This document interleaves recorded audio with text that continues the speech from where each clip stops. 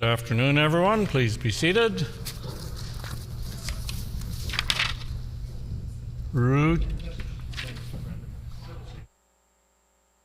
The Honourable Member for Brandon West.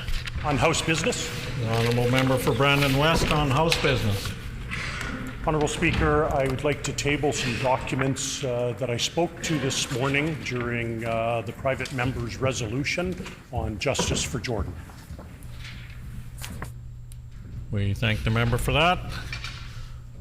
Routine proceedings, introduction of bills.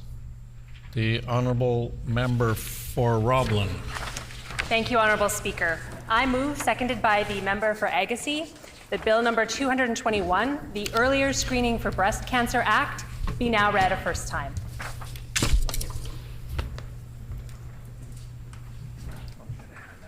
Did you write on there?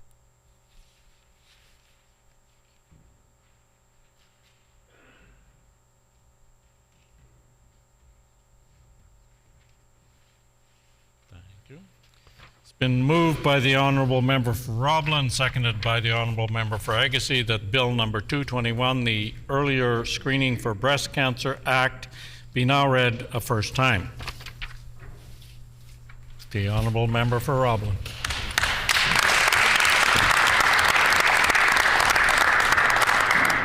Thank you, Honourable Speaker.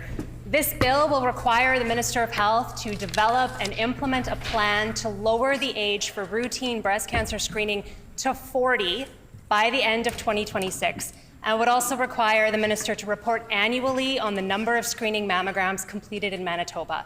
It's the right thing to do for Manitoba women, and I look forward to the bill being passed by this House. Hear, hear.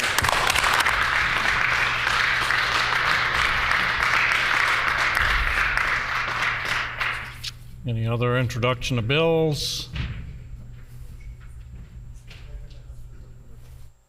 Is it the pleasure of the House to adopt the motion? Agreed. Agreed and so ordered. Introduction of any other bills? Seeing none. Tabling of reports. None. Ministerial statements.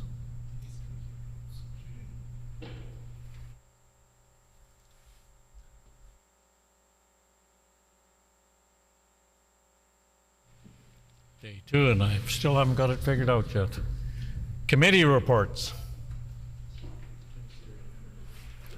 There are no committee reports. Ministerial statement.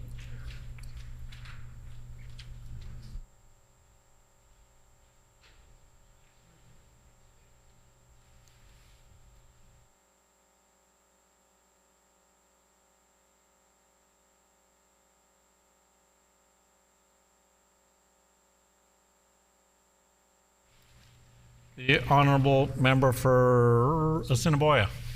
Thank you, Honourable Speaker. On a point of order? Yes, I would like to rise on a point of order. The Honourable Member for Assiniboia.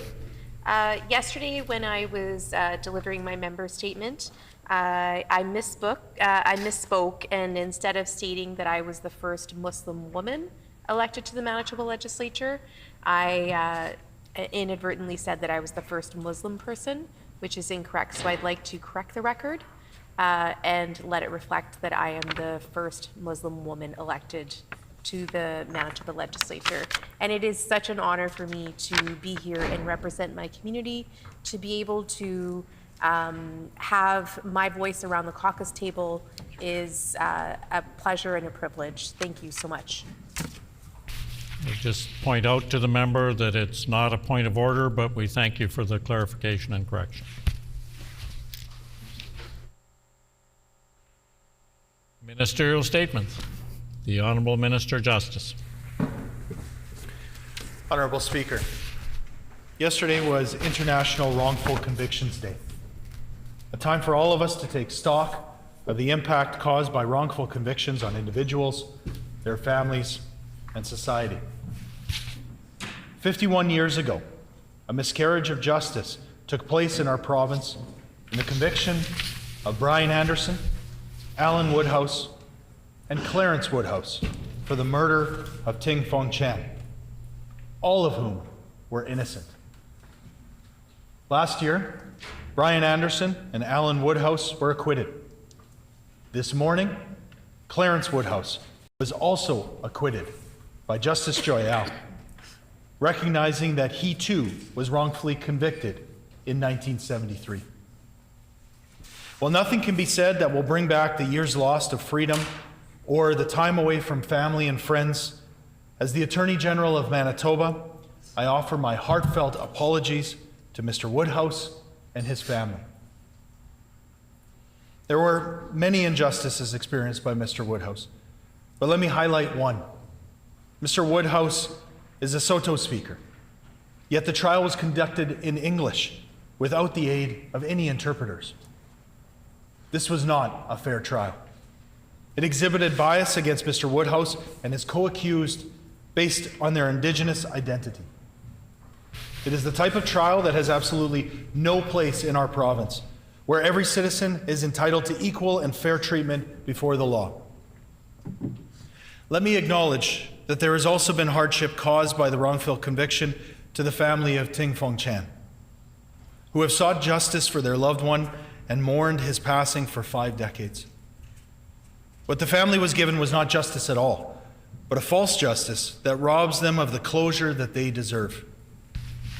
This miscarriage of justice compounds the suffering of the Chan family as well, and as Attorney General, I regret and recognize this hardship. Clarence, the system failed you. It punished you for a crime that you did not commit. And it stole from you the most precious gift of all, your time. An apology cannot bring that back. It cannot undo the profound harm that it has caused. But what it can do, I hope, is provide a measure of peace and comfort to you and to your family. It also reinforces what you knew in your heart all along, that you were right and that the system wronged you. You were innocent. What you knew to be the truth is now recognized by law. It's recognized by our government, and it's recognized by me as Attorney General of Manitoba. Clarence, I am sorry. Our government is sorry. No one should ever have to endure the torments that you were subjected to. Together, I hope we can work together to ensure that no Manitoban ever does. Thank you, Honourable Speaker.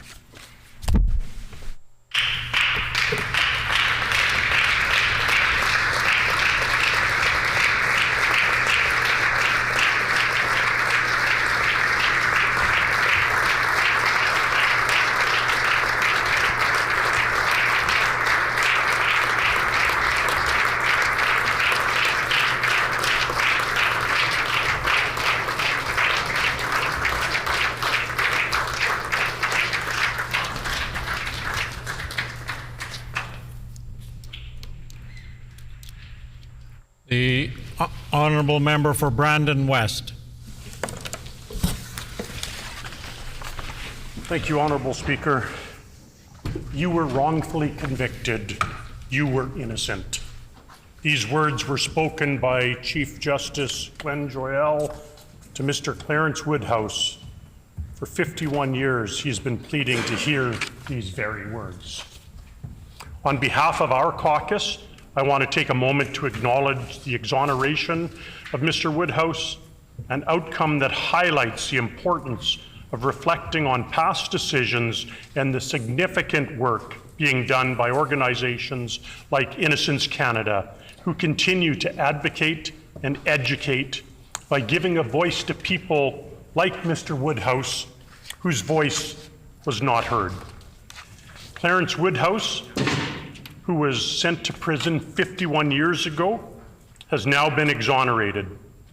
Though this exoneration is a representation of the justice system and how it continued to change, it remains a bittersweet moment. Due to this conviction, Mr. Woodhouse has lost 50 years of his life, 50 years of memories and moments with families and friends that was taken from him by the very justice system that is there to protect him. But not all hope is lost. There are situations that have the opportunities to right before years and lives fade, We have the opportunities to search and find the faults ingrained in our system that cause this wrongful conviction. One of the major issues in the prosecution of this case was the supposed confession of guilt given in fluent English, while Clarence Woodhouse's first language was Saulteaux, and he had limited knowledge of English. Manitoba is home to many people from different backgrounds, but it was first a home to the Indigenous nations. We need to not just look at the wrongful conviction, but how the justice system can be accessible to all. We need to put in place support systems that empower and help people like Mr. Woodhouse, who are now not just elderly, but being thrust into a world they have not been able to participate in. We need to push for reform in our justice system and listening to advocates like Innocence Canada. We must ensure that our justice system is truly just, capable of self-reflection and open to correcting its errors and the lives of the citizens of Manitoba who depend on it.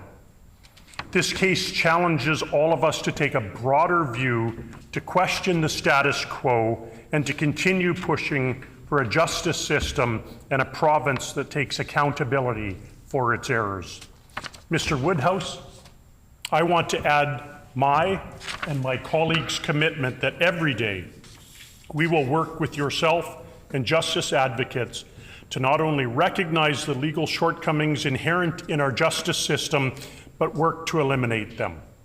Mr. Woodhouse, the justice system failed you, your family, and the family of the victims. I am truly sorry.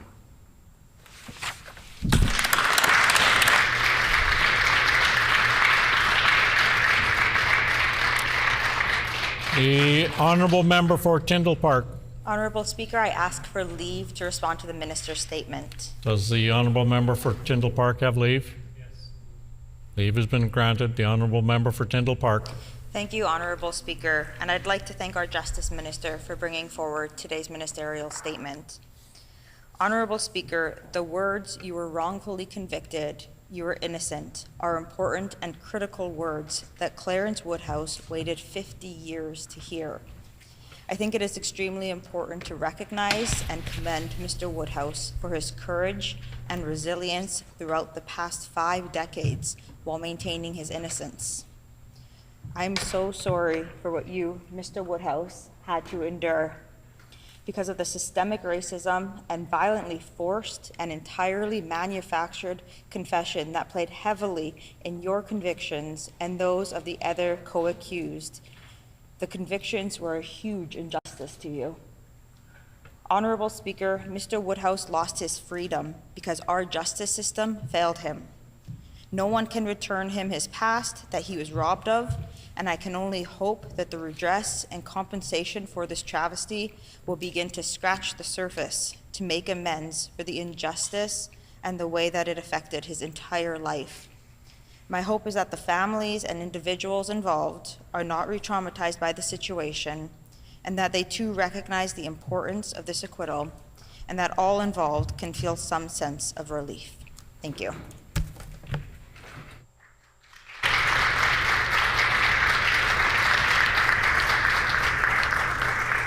The Honourable Minister of Justice.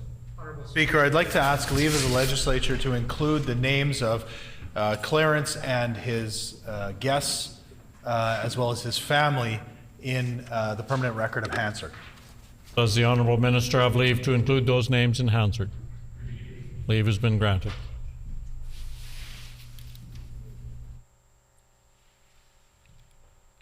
Member statements.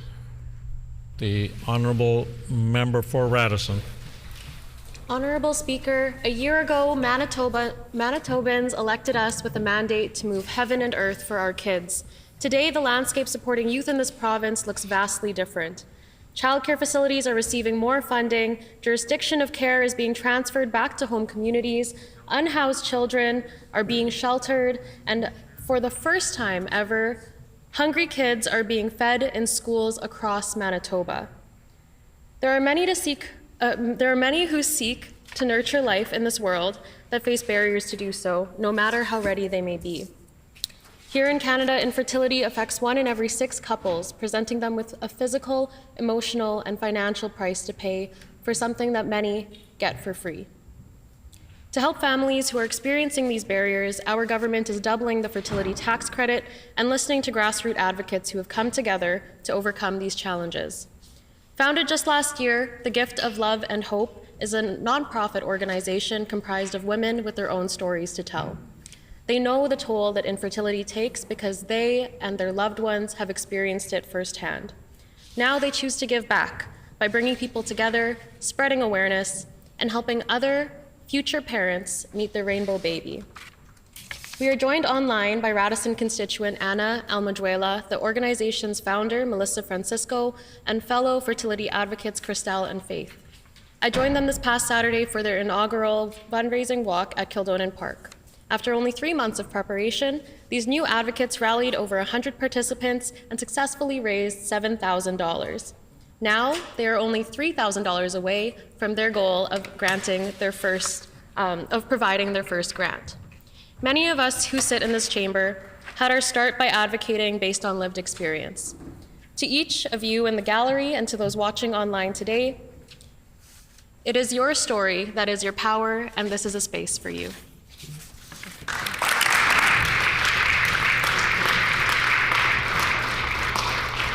The honourable member for Roblin. October is Breast Cancer Awareness Month, but for some women, every month and every day, they are acutely aware of the risks and the reality of a breast cancer diagnosis. These dedicated advocates, alongside organizations like the Canadian Cancer Society, Dense Breasts Canada, and Breast Screening Advocates Manitoba, have been passionately fighting for improved breast screening for women in our province. They've been raising awareness about many aspects of breast health, but especially about the need for better screening options for women with dense breast tissue and the need to lower Manitoba's breast cancer screening age. Last week, the government announced some movement on this important issue. While it's a good start, age 45 is not enough. Manitoba women need a plan and a firm timeline to get to 40. Lives are at stake. That's why I've introduced Bill 221, the Earlier Screening for Breast Cancer Act. This bill will require the government to develop and implement a plan to lower the breast cancer screening age to 40 by the end of 2026. It's not as soon as we would like, but I believe this is a very achievable goal, and setting a deadline will ensure that Manitoba women will be able to access routine breast cancer screening services by age 40. Joining us in the gallery today are a few of the women who have been tireless advocates for this issue, and I want to pay tribute to them. Shannon Coates, Marianne Henderson, and online Jenny Borgfjord. These are just a few of the many Manitoba women who have turned their personal pain into something truly beautiful. They've told their stories over and over again, spent countless hours working with advocacy organizations, meeting with politicians, and talking to the media, all because they want to save other women's lives. They are heroes, and on behalf of women across Manitoba who will benefit from your work, I say thank you. Please join me in commending these women and all those organizations working on behalf of Manitobans who've been touched by breast cancer.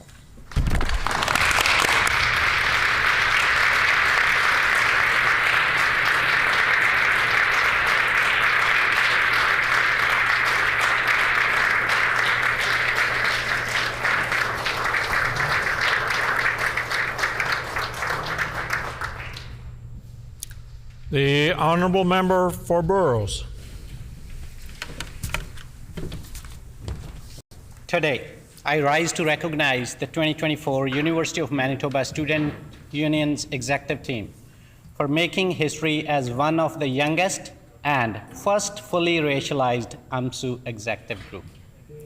Pursuing a Bachelor of Arts degree in Global Political Economy, Divya Sharma serves as the youngest and 100th AMSU president. She's also the youngest board member of Provincial Women's Advisory Council, Manitoba Council for International Cooperation, CBC Community Advisory Board, Association of Fundraising Professionals Manitoba, Asian Women of Winnipeg, and Inclusion Winnipeg. As the first turban-wearing executive of AMSU, Prabhnur Singh serves as the Vice President of External Affairs while pursuing a Bachelor of Arts degree in Political Studies. He has previously acted as the founder, president of U of M Punjabi Students Association, co-chief events coordinator for Racial Equity and Inclusion Alliance, and director of External Affairs for the U of M Sikh Students Association. Rashveer Taliwal is currently pursuing a Bachelor of Arts degree in Political Studies while also serving as the Vice President of University Affairs. Outside of university, Rashveer is passionate about teaching Punjabi folk dances. As an international student from Nigeria, pursuing a nursing degree, Bolu Akindele serves as the Vice President of Student Life. Bolu has been committed to fostering an environment that prioritizes mental well-being and empowering students to thrive academically, socially, and emotionally. Caroline Wong is serving as the VP of Finance and Operations while pursuing a degree in Finance and Accounting. She has taught nearly 20 courses at the Academic Learning Center. Caroline has also hosted treasure training workshops. Please join me in welcoming the AMSU executive and the guest, Thomas Bloomer, whose names I would like entered into Hansard. Thank you, Honorable Speaker.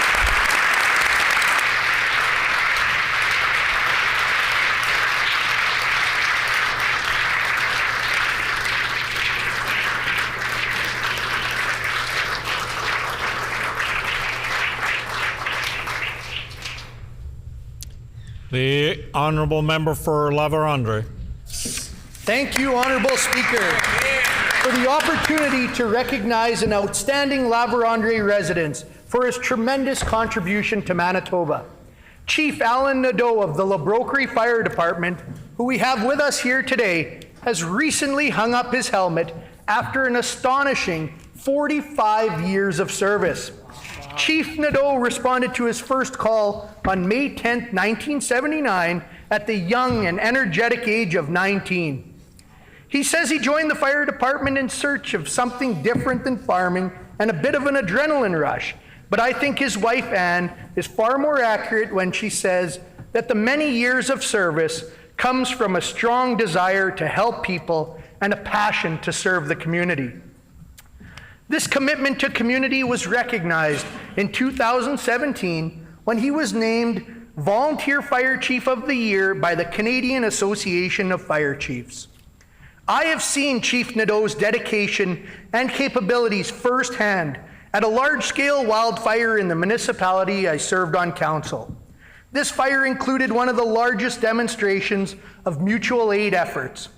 It was here where his natural leadership capabilities and passion to help shone through as he managed dozens of other chiefs and hundreds of firefighters, not because he was asked to, but because he wanted to provide help where it was needed. I, along with thousands of other Southeast Manitoba residents, will forever be thankful for his passion and leadership. I am glad to say that not only has he left the Labroquerie Fire Department with a brand new hall, he has also left them with 3 of his children, who will be sure to represent their father's good name while keeping the residents of Labroquerie safe. Please join me in congratulating Chief Alan Nadeau on his well-deserved retirement, while also welcoming his wife Anne, sons David, Daryl, Alex, as well as their daughter Janelle. Thank you for sharing your husband and father with the community, and all the best in the future. Yeah.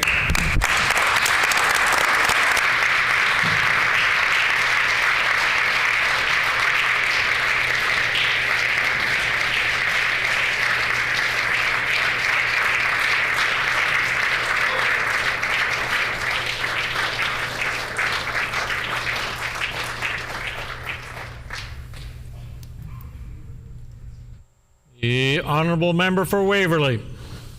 Honourable Speaker, today I rise to speak to the story of a Manitoban a long way from home. It's a story of bravery, sacrifice, and unwavering dedication to the ideals of freedom and democracy. Corporal William Benjamin Cunningham, born in Hayfield, 1895, was a soldier who served in the 44th Infantry Battalion. Before joining the Army, he was a clerk in Brandon. He fought in the Battle of Passchendaele near Ypres, Belgium. where he made the ultimate sacrifice. Corporal Cunningham was killed on the battlefield in 1917 and buried as an unknown soldier in Tyne-Cot Cemetery, on the other side of the world, like so many other Canadians who had the courage to serve their country and preserve our freedoms. Corporal Cunningham, like so many Canadians past and present, deserves to be recognized for their dedication to risking life and limb in some of the most dangerous places in the world. We must never forget the horrors of war and the friends, family, and strangers who have served our country together and who protect the peace and freedoms we enjoy here in Canada.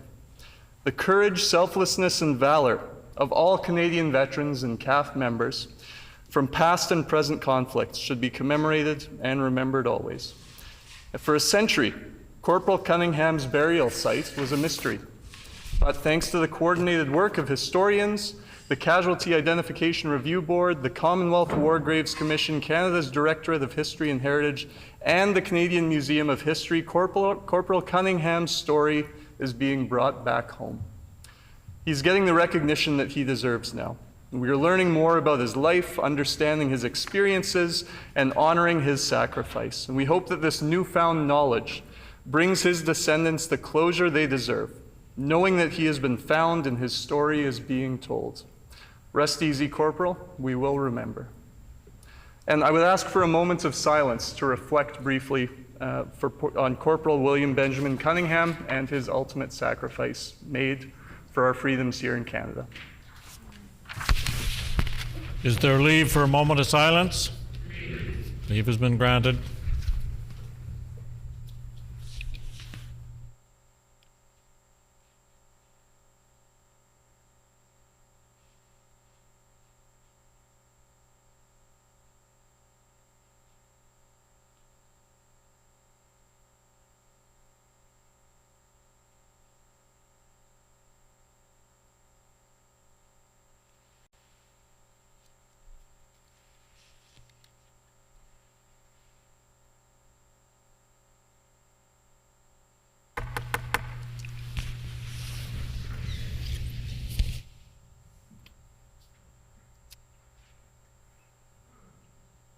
Oral questions. The Honourable Leader of the Official Opposition. Honourable Speaker, the Premier ducked and dodged during debate about his dysfunction. He dodged media questions yesterday. He stands accused of bullying and now physically assaulting a fellow MLA. But when the Premier is called to account, he refuses to answer the bell. That's not leadership, Honourable Speaker. That's cowardly. Honourable Speaker, can the Premier explain to this House why, despite the serious allegations aired in this chamber, as well as the 2018 NDP harassment report, I'll table once again, why does toxicity still persist in the NDP?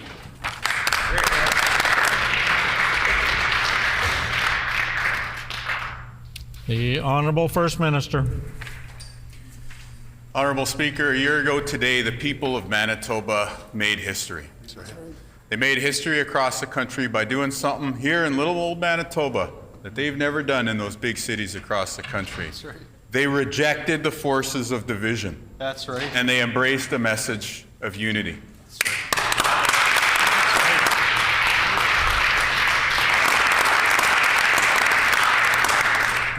The campaign waged by the PCs last year brought a darkness and a divisiveness into our politics that Manitobans would rather soon forget. Our team campaigned on a message of unity, fixing healthcare, and making life more affordable. On this, our one-year anniversary in government, what else can we say in the face of this awesome task other than thank you for the honor of having the chance to serve you, the great people of Manitoba, and we look forward to continuing to keep our word to you.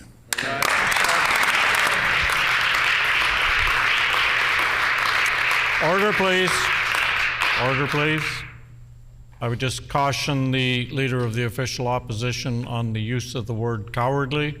In the past, it's been ruled as unacceptable, so I caution the member to choose his words more carefully.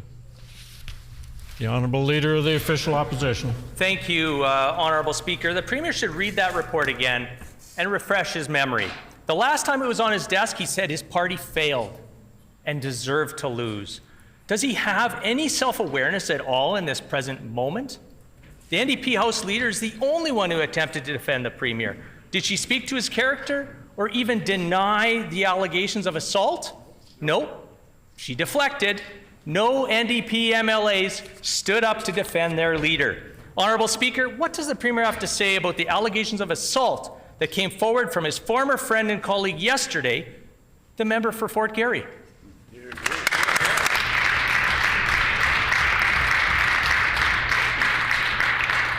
The Honourable First Minister. Well, you know, our team was not the only one to make history. Just yesterday, the opposition made history in this chamber. For the first time in the history of Manitoba, the opposition ran out of questions. Yesterday, in question period, we got to question 9. Any PC members stand up? No, nothing to ask. We get to question 10. Any questions asked? No, none whatsoever. I guess even the progressive Conservatives agree that we're doing a good job at the 1-year mark here leading your provincial government. That's right.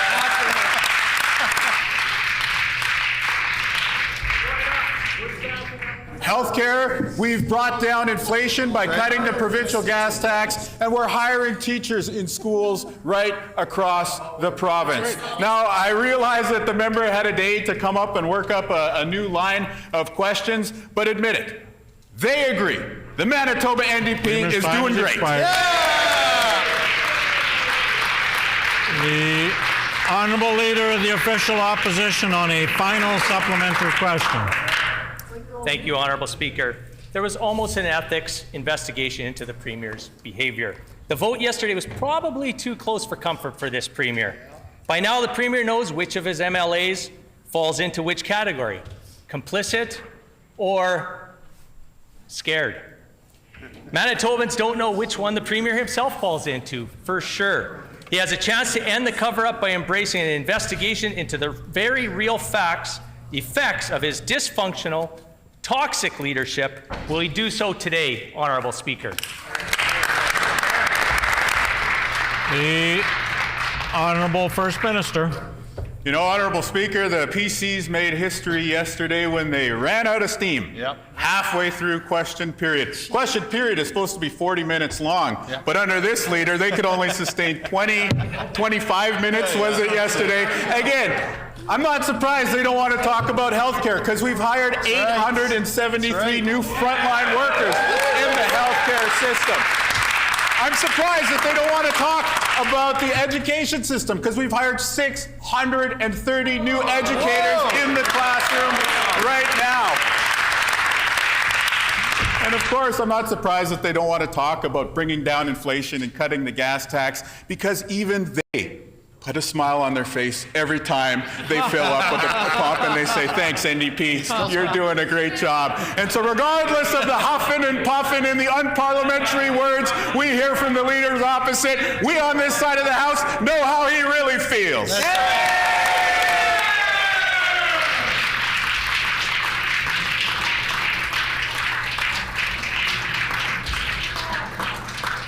The Honourable Leader of the Official Opposition on a new Honourable question. Speaker, dysfunction, self-serving, and showmanship is again alive and well in the NDP. I'm not done yet. Progressive Conservatives will not let the Premier's behaviour be swept under the rug. The NDP wants us to leave it alone, change the channel, but we are not going to back down, Honourable Speaker. We will shine a light on the real cost of the NDP dysfunction. Real people at risk of homelessness, real patients waiting longer in pain, real children learning in hallways, MPI rates, hydro rates, property taxes, income taxes, and gas taxes too are set to go up, Honourable Speaker. Honourable Speaker, the Premier might want to dodge, deflect, and deny when it comes to his own behaviour. But what does he say about these early failings of the NDP government to real Manitobans just 1 year into his mandate, Honourable Speaker?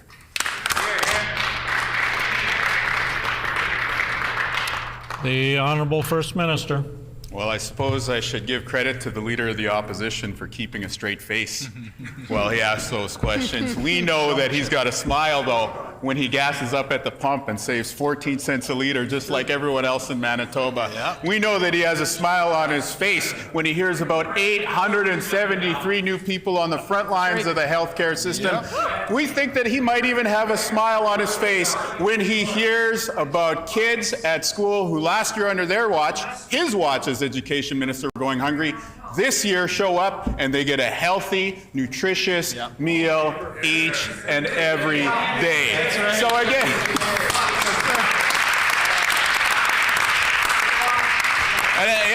I'll grant him the bold pronouncements as though he's going to hold us to account. Every day except the first day of session when he ran out of questions halfway through question period. We're the ones who show up to work every day. We're fixing healthcare. We're making life more affordable, and we're working for you.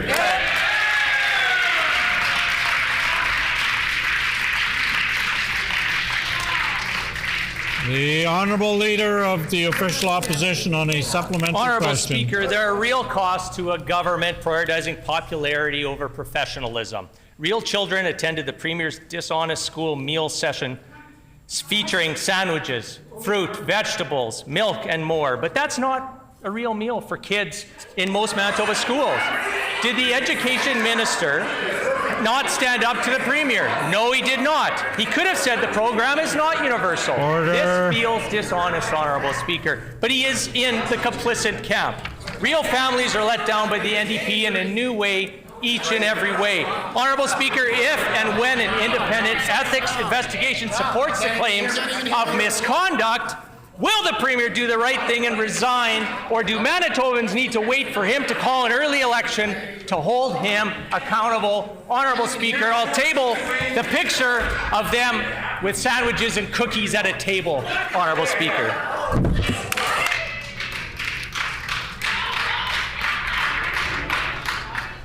The Honourable First Minister. I don't even know what's happening.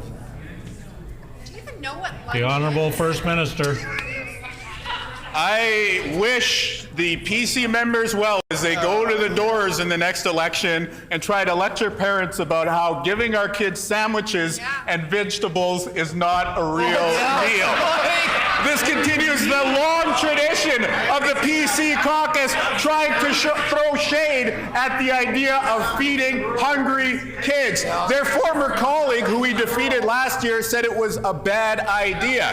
Brian Pallister, who is the only reason many of them were ever elected, though they did turn on him in the end, said that we had to think about the unforeseen consequences of a school food program. Well, you know what? We thought about it. We think it's a great idea to feed hungry kids at schools, sandwiches and vegetables included.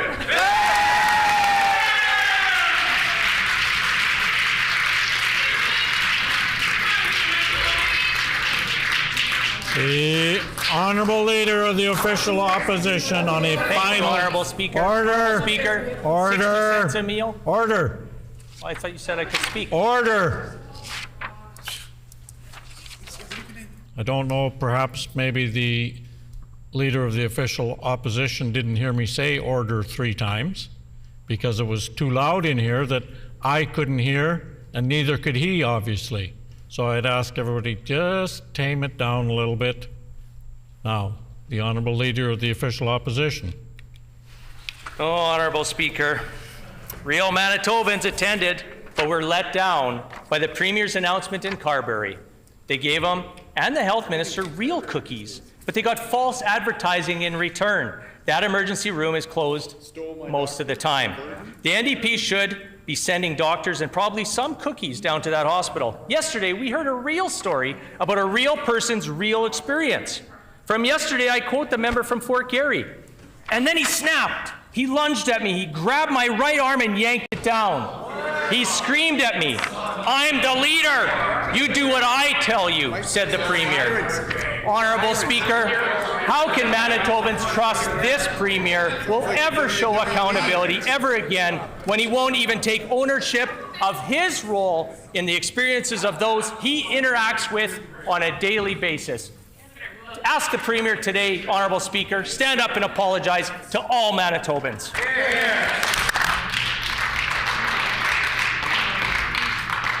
The Honourable First Minister. Here's the thing that the member opposite should know from sitting in the failed PC cabinet. It is going to take years to fix the damage that they caused with their cuts to healthcare and to schools across the provinces of Manitoba. But the good news is that 1 year ago today, Manitobans said, yeah, let's work together and do that. Let's stop the cuts of the PCs and let's start to invest in our kids. Let's start to invest in the front lines. And so I am so very grateful that the member tables proof of the fact our school meal program is in effect, that the kids have vegetables, that they have sandwiches, that they have smiles on their faces.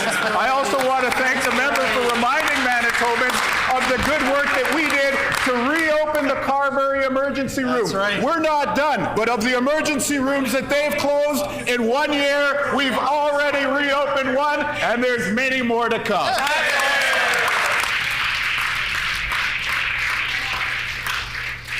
The honourable member for Brandon West.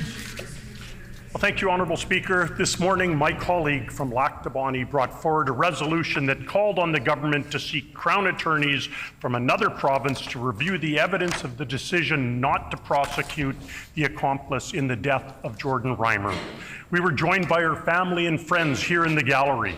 The government chose to speak out the resolution and denied leave to give all members an opportunity to speak and call a vote. Can the minister explain why he and his colleagues shamelessly denied leave to allow others to speak to this important resolution and bring it to a vote? Why? Why would they? The Honourable Minister of Justice. Honourable Speaker, once again, I want to offer our condolences on behalf of our caucus, on behalf of every MLA in this legislature, to the family of Jordan Reimer, to the whole community who has been impacted by her tragic death, and to thank the family and the advocates who have stepped up and once again came to this building to advocate for stronger impaired driving laws and legislation throughout the country. I offered this morning that I'm willing to work with all members and all members of the public to do that work, and I invite members opposite to help me with that endeavor. The honourable member for Brandon West on a supplementary question. Honourable Speaker, if the minister wants to work with this side of the House, all he needs to do is send a letter. The Minister of Justice still has the opportunity to do the right thing. The exoneration of Mr. Woodhouse has shown us that justice delayed is justice denied.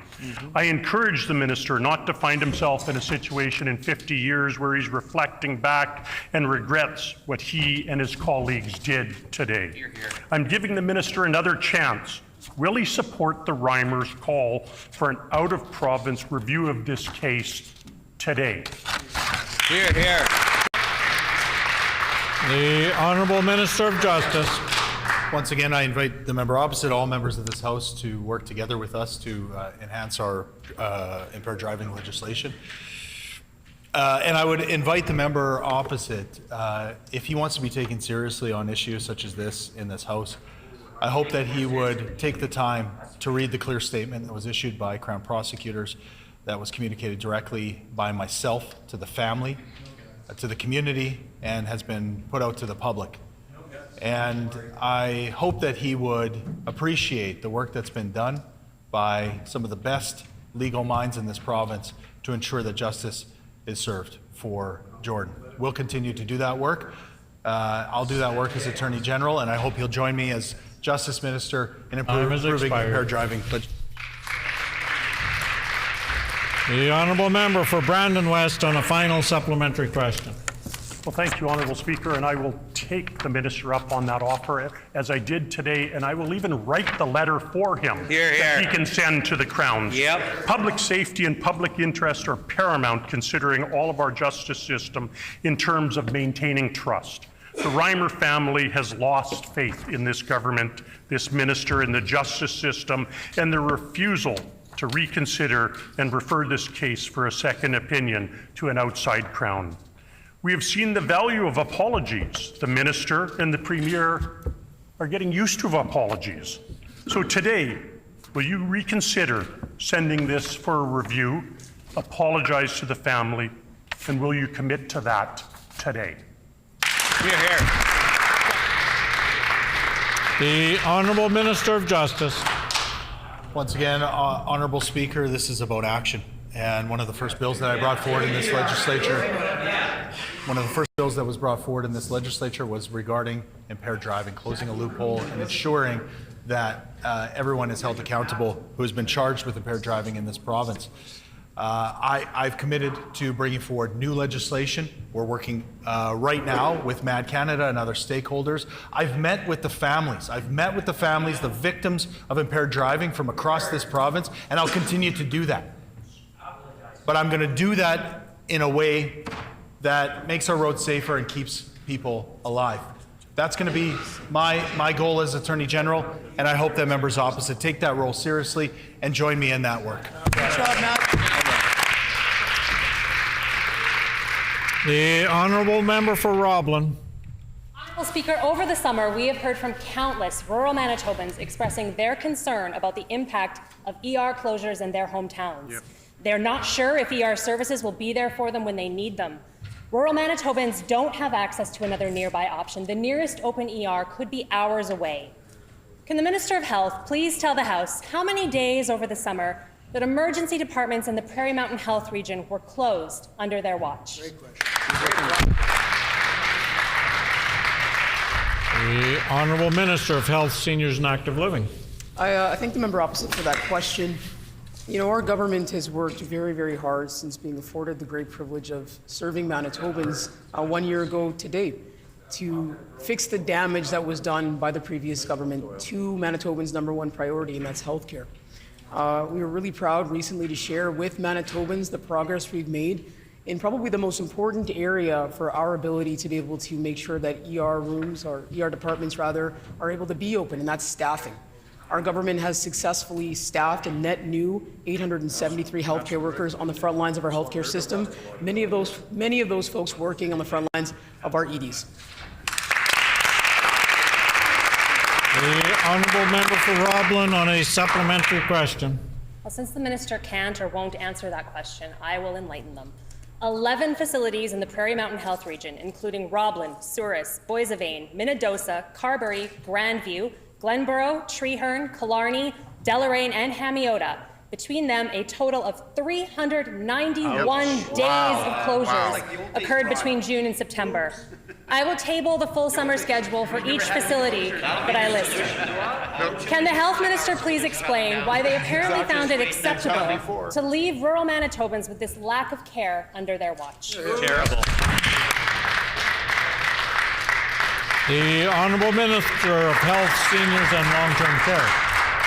Honourable Speaker, our government has done the work, started doing the work of repairing the damage the previous PC government did to healthcare.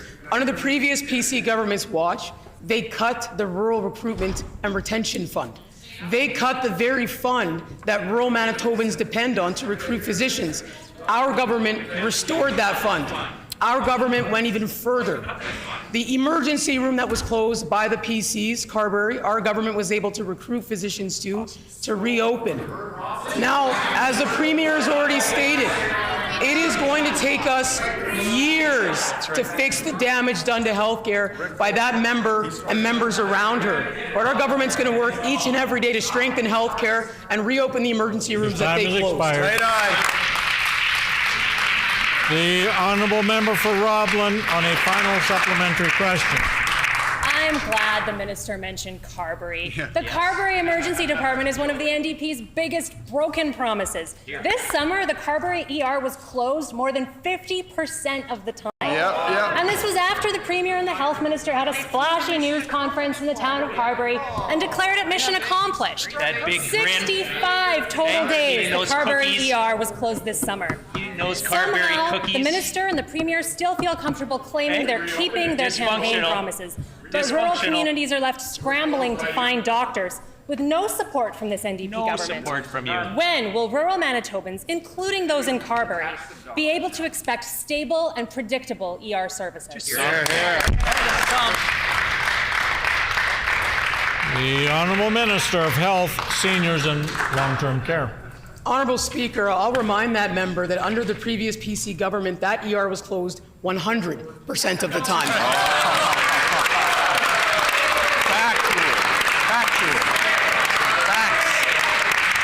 That's embarrassing. Honourable Speaker, I want to be very clear. It is going to take us years to fix the damage done over 7.5 years of cuts and closures, disrespecting healthcare workers by that previous PC government. Heather Stephenson didn't care about healthcare in rural Manitoba, northern Manitoba, or Winnipeg. On this side of the House, Manitobans made a choice to elect a government that cares about healthcare all across our great province. The Honourable Member for Midland.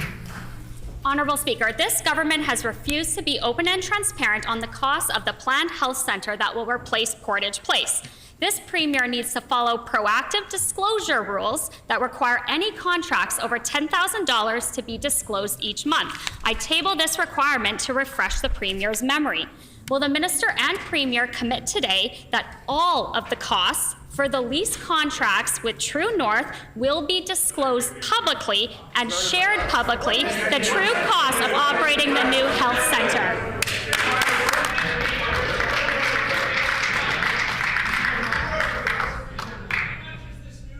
Order. The Honourable Minister of Health, Seniors and Long-Term Care. Honourable Speaker, I am so proud to stand up in this House as the MLA for Union Station, where the current Portage Place resides, as the Minister for Health, Seniors and Long-Term Care, and as the former bear that represented the IMAX Theatre in that building, to say that our government, through historic partnerships with True North and the Southern Chiefs organization, is making investments that are going to move our province and our downtown Winnipeg in the right direction by bringing healthcare to communities downtown in Winnipeg. The Honourable Member for Midland on a supplementary question. Let the record show that this Premier is still not being truthful with the costs and the disclosure of these lease contracts. The Premier said that the operating cost of the new health centre would be $77 million in April. Now it's $106 million annually. Those costs in the matter of 6 months have grown by... I would remind the member and ask her to withdraw her comments where she said the minister's not being truthful. That's not parliamentary language, so please withdraw your comment and apologize. The Honourable I apologize Member for using Midland. the word not truthful and withdraw that. In just 6 months, the costs have escalated by almost 32%. By the time this health facility is built, what will the cost balloon to? Is that just the leasing cost of the building for the next 35 years? Does that mean it will cost $3.7 billion for the duration of that lease? Taxpayers deserve fiscal transparency and accountability from this NDP government in how their dollars are being spent. How much more will it cost to run the medical services in the building, and will these services be new or moved from elsewhere? The Honourable Minister of Health, Seniors and Long-Term Care. Honourable Speaker, Manitobans deserve a government that invests in strengthening their health care. And that is exactly what our government is doing. Yes, we are investing in bringing primary care to downtown residents. Yes, we are investing in historic partnerships that advance economic reconciliation. Yes, we are investing in making sure that mental health and addiction services are going to be right downtown where people can access them. Yes, we are doing the things that Manitobans sent us here to do last year on this very date, and we'll continue to do that despite members opposite who still don't understand the importance of investing in healthcare. The Honourable Member for Midland on a final supplementary question. Honourable Speaker, Order. 3 questions and the NDP still refuse to disclose the costs. What are they hiding? Both the Canadian Centre for Policy Alternatives and the Canadian Taxpayers Federation said the government is not being transparent on the true cost of this lease and the new health operations. I table that article for the House. I question why won't the Premier just disclose those details? Was he just making it up on the spot because he didn't know what else to say? Does he not know the law that they're required to disclose contracts over $10,000? He is spending $106 million of taxpayers' dollars, so there should be an even greater level of transparency. Will this Premier stand up today and commit that all public contracts will be tendered through a competitive process and the results Time has proactively expired. The Honourable Minister of Health, Seniors and Long-Term Care. Honourable Speaker, I don't know if that member opposite missed the first press conference we had with True North, with the Southern Chiefs organization.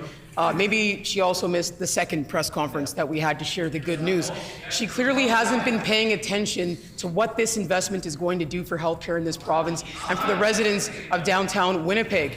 We are bringing services that people count on from Pan Am to downtown Winnipeg. We are making sure there's improved access to dialysis, casting. We're making sure that there's improved access to primary care. We're investing in a state-of-the-art facility that's going to bridge a divide geographically between the north and the southern parts of downtown Winnipeg, Central Park, and those on the south side of Portage Avenue. Time has expired.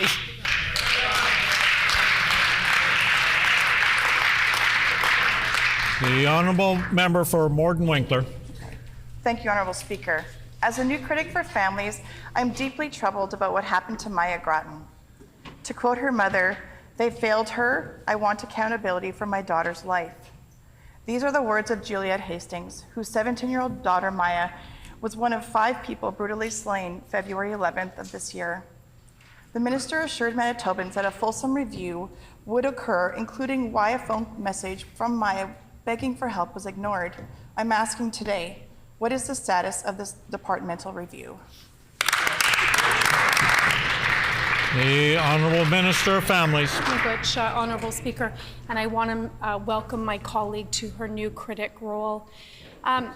Again, Honourable Speaker, as many of us on this side of the House, including the Premier and myself as Minister responsible, we offer our profound condolences to the family of Maya and the whole community of Carmen and all of her friends and family extended. It was an absolute tragedy. It is a tragedy that we are very cognizant of and take into consideration in all of the work that we're doing in our department and quite honestly across all of our departments. I ordered the Section 4 review. That Section 4 review has been completed. The Honourable Member for Morden Winkler on a supplementary question. Honourable Speaker, the minister has been sitting on this review for the last 6 months without a single recommendation shared in this House, without a single legislative or regulatory change to enacted in response to this tragedy. My question is simple. What reason could the minister offer for this secrecy? Dysfunction. The Honourable Minister of Families. Which, Honourable Speaker, just to correct the record, the Section 4 review is not secret. We have already been doing work that we've learned in the Section 4 review. I also just want to ensure that the member opposite knows that there's a variety of different reviews that are done in the death of a child, including a review and a report that will be done by Macy. We're working very closely with Macy in respect of some of the things that we've learned and some of their concerns. Collectively, our department is working together with child welfare to ensure that what we found out in the Section 4 review is immediately being adhered to. Miigwech. The Honourable Member for Morden Winkler on a final supplementary question. Honourable Speaker, to quote, "You didn't listen to me and my baby is dead," end quote. These words were shared by Juliet Hastings, the mother of Maya. Accountability cannot occur without transparency. We need to ensure these tragedies never happen again. Will this minister share the departmental review today, yes or no? Hear, hear. The Honourable Minister of Families. Miigwech. I think the member and I absolutely agree on the same thing, on that this can never happen again. And one of the things that is very clear is that this tragedy shows that we need more supports for our intimate partner violence, and that's exactly what our department is doing. And I just want to share with the members some of the work that we're doing. We have $22 million to help Manitobans experiencing gender-based violence connect with those supports that they need. We've got $13.7 million in new funding that help women escape intimate partner violence and find immediately a place to live safely with their children. And they're able to access those dollars within mere days. And we have $20 million towards a new MMIWG2S strategy that we are very, very soon going to be sharing with the public. There's a lot of work that we need to do in respect of tackling IPV and gender-based violence. Our team is committed to it, and I, as minister, am committed to that. Miigwech.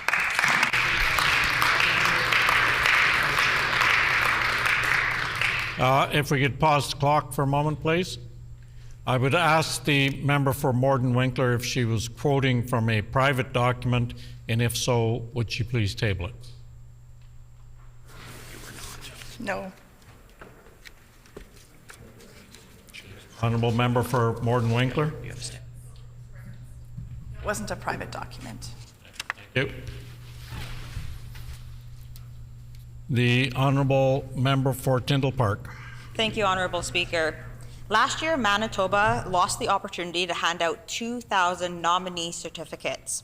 Think about the thousands of postgraduate students that have been working here in Manitoba, many of them for 3, some for even 4, 5+ years, Honourable Speaker. These individuals have been contributing to our economy, our communities, and many have even purchased homes and started families here. Can the minister give the House an update as to how many certificates have been issued thus far this year? Good question. The Honourable Minister for Labour and Immigration. Thank you, Honourable Speaker. It is my extreme pleasure to give this update to the House that we are completely on track to fulfill our full federal allotment of 9,500 nominations to Manitoba. That's 9,500 newcomers and their families.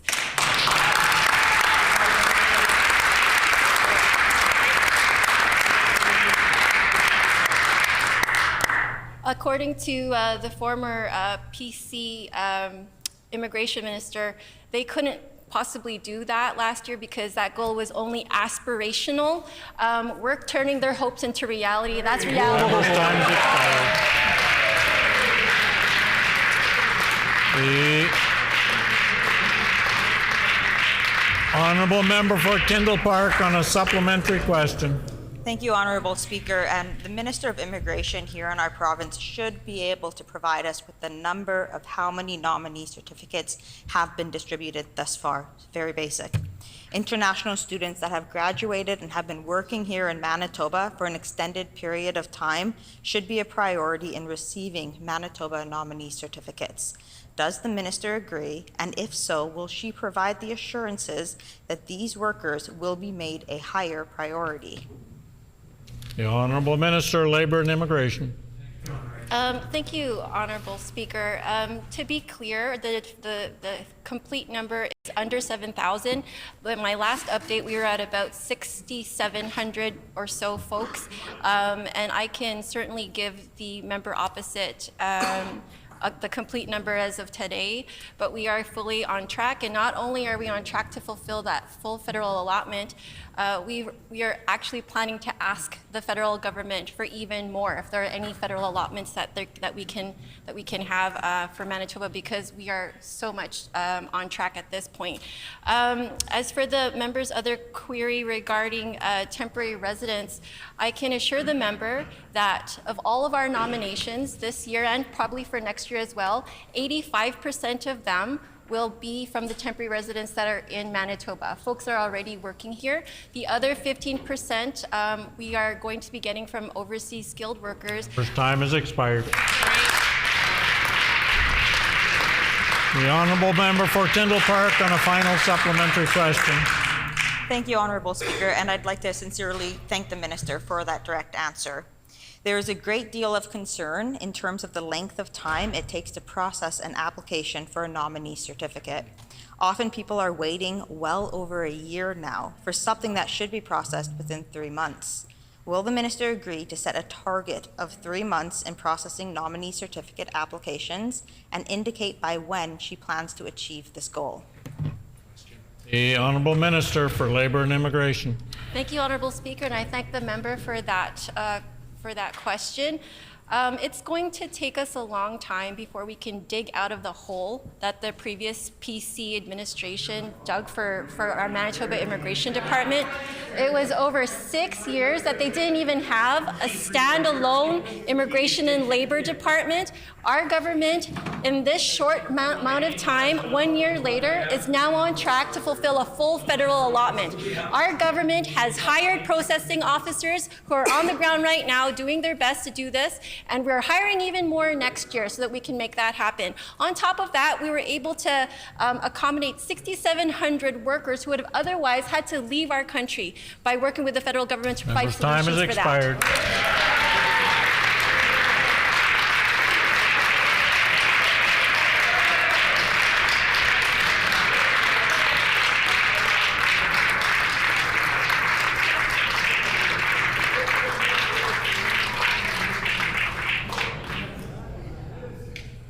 The Honourable Member for Kirkfield Park.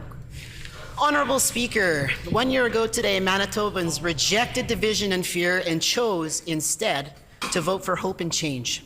1 year ago today, they elected Wabkanu's NDP as the government of Manitoba. Order, please. Order, please. Order, please.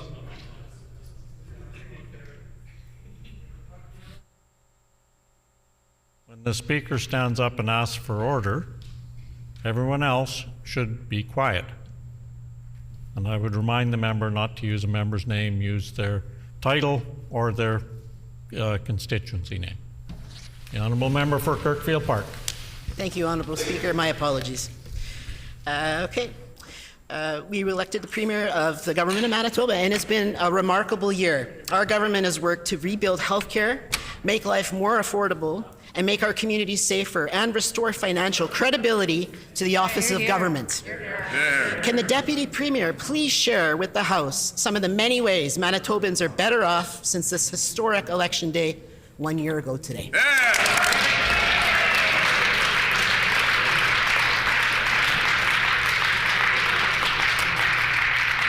The Honourable Minister of Health, Seniors and Long-Term Care. I thank my friend from Kirkfield Park for that excellent question. 1 year ago today, Manitoba began making progress on issues that matter to the people of our great province. And while members opposite decided to spend last year mudslinging, here's what we are doing as a government. We hired 873 net new healthcare workers. We cut the gas tax to save Manitobans money at the pump. We launched a universal nutrition program to feed hungry kids, something the PC said was a bad idea. Honourable Speaker, I could go on and on and on and on, but my time is running out. But I think it's really clear, Honourable Speaker, it is still a new day in Manitoba.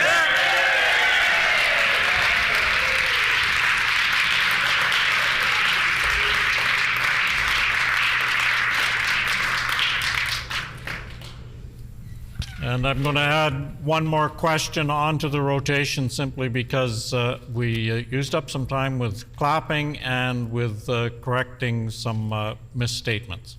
So the Honourable Member for Dawson Trail.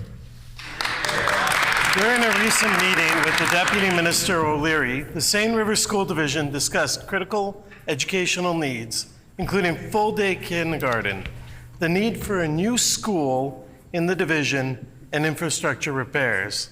Will the Minister of Education commit today to actually prioritizing these issues and meeting directly with the school division, not just sending his deputy minister to ensure that critical concerns are adequately addressed?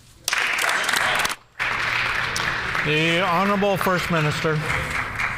Our Minister of Education is doing remarkable work. 600 more educators in the classroom, a school nutrition program, and we're building schools right across this great province. That's right. He is doing an amazing job, and he shows up for the people around this province. I want to say to the people of Manitoba, on this, the first anniversary of the greatest honor and responsibility that anyone on our team could have ever imagined, we are so greatly humbled. We are humbled by the opportunity to serve, but we're also extraordinarily inspired by the open heart and by the open mind that you have greeted us with. We show up for work each and every day to deliver for you on healthcare, to deliver for you on the economy, but perhaps most importantly, to honor that sacred responsibility that politicians have a responsibility not to inflame divisions in society, but instead have a responsibility to bring people together. We will keep showing up for you each and every day, and we look forward to serving you for years to come.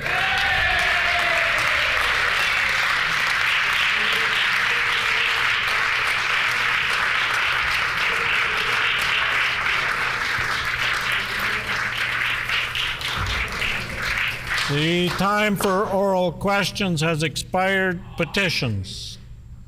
The honourable member for Roblin.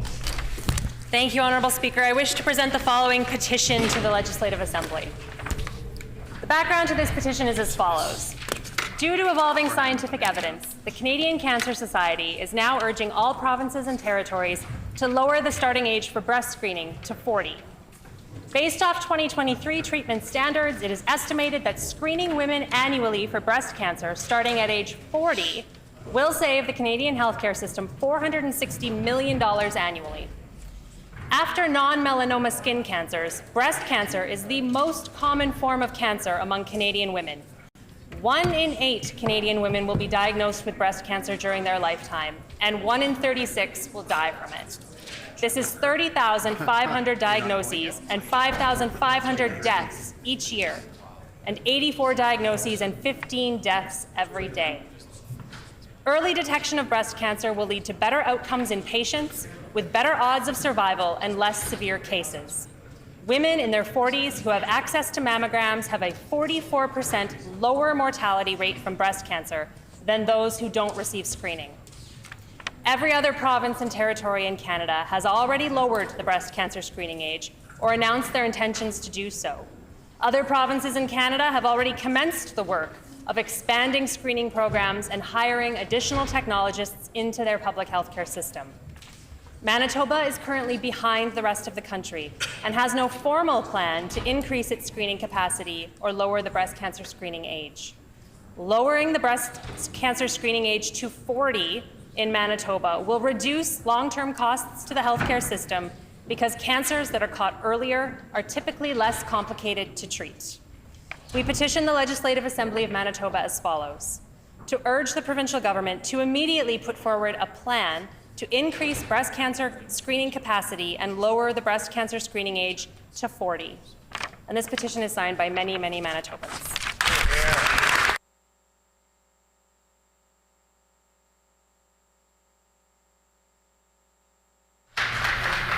The honourable member for Tyndall Park.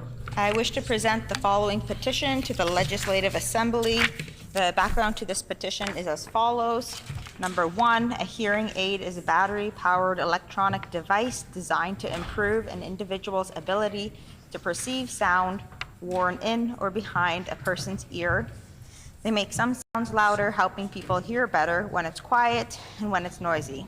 Number 2, people who suffer hearing loss, whether due to aging, illness, employment, or accident, not only lose the ability to communicate effectively with friends, family, or colleagues, they can also experience unemployment, social isolation, and struggles with mental health. Number 3, hearing loss can also impact the safety of an individual with hearing loss as it affects the ability to hear cars coming, safety alarms, call 911, etc. Number 4, a global commission on the state of the research for dementia care and prevention released an update consensus report in July 2020, identifying 12 key risk factors for dementia and cognitive decline. The strongest risk factor that was indicated was hearing loss. It was calculated that up to 8% of the total number of dementia cases could potentially be avoided with management of hearing loss. Number 5, hearing aids are therefore essential to the mental health and well-being of Manitobans, especially to those at significant risk of dementia and Alzheimer's, a disorder of the brain affecting cognition in the ever-growing senior population. Number 6, audiologists are healthcare professionals who help patients decide which kind of hearing aid will work best for them based on the type of hearing loss, patient's age, and ability to manage small devices, lifestyle, and ability to afford. Number 7, the cost of hearing aids can be prohibitive to many Manitobans depending on their income and circumstances. Hearing aids cost on average $995 to $4,000 per ear, and many professionals say the hearing aids only work at their best for 5 years. Number 8, Manitoba residents under the age of 18 who require a hearing aid are, as prescribed by an audiologist, will receive either an 80% reimbursement from Manitoba Health of a fixed amount for an analog device up to a maximum of $500 per ear, or 80% of a fixed amount for a digital or analog programmable device up to a maximum of $1,800.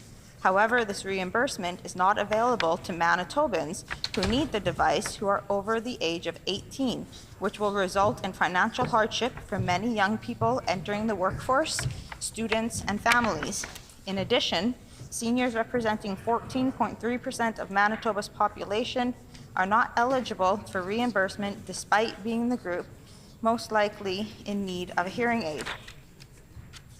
Number 9, most insurance companies only provide a minimal partial cost of a hearing aid, and many Manitobans, especially retired persons, old age pensioners, and other low-income earners, do not have access to health insurance plans. Number 10, the province of Quebec's Hearing Devices program covers all costs related to hearing aids and assistive listening devices, including the purchase, repair, and replacement. Number 11, Alberta offers subsidies to all seniors, 65 and older, and low-income adults, 18 to 64, once every 5 years. Number 12, New Brunswick provides coverage for the purchase and maintenance not covered by other agencies or private health insurance plans, as well as assistance for those whom the purchase would cause financial hardship. Number 13, Manitobans over the age of 18 are only eligible for support for hearing aids if they are receiving employment and income assistance, and the reimbursement only provides a maximum of $500 an ear. We petition the Legislative Assembly of Manitoba as follows. Number 1, to urge the provincial government to consider hearing loss as a medical treatment under Manitoba Health. And number 2, to urge the provincial government to provide income-based coverage for hearing aids to all who need them, as hearing has been proven to be essential to Manitobans' cognitive, mental, and social health and well-being. This petition has been signed by many Manitobans. Thank you.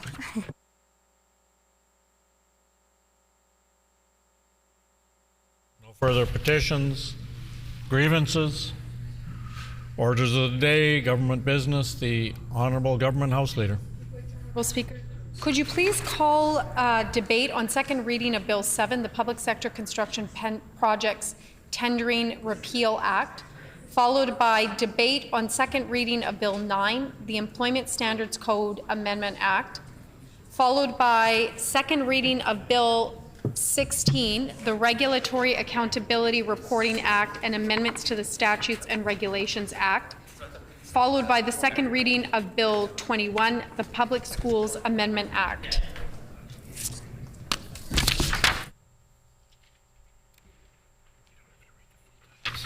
It has been announced that we will now call the second reading of Bill 7, the Public Sector Construction Projects Tendering Repeal Act.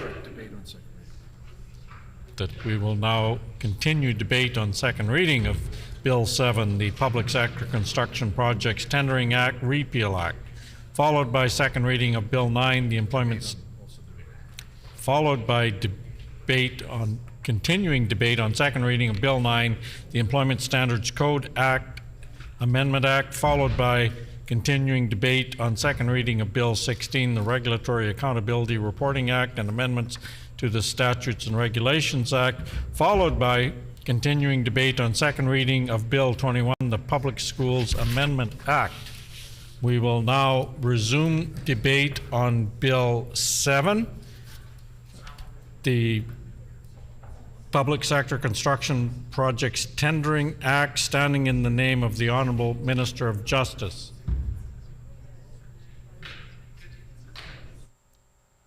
The Honourable Minister of Justice is not standing, so we'll move on to the next speaker in row.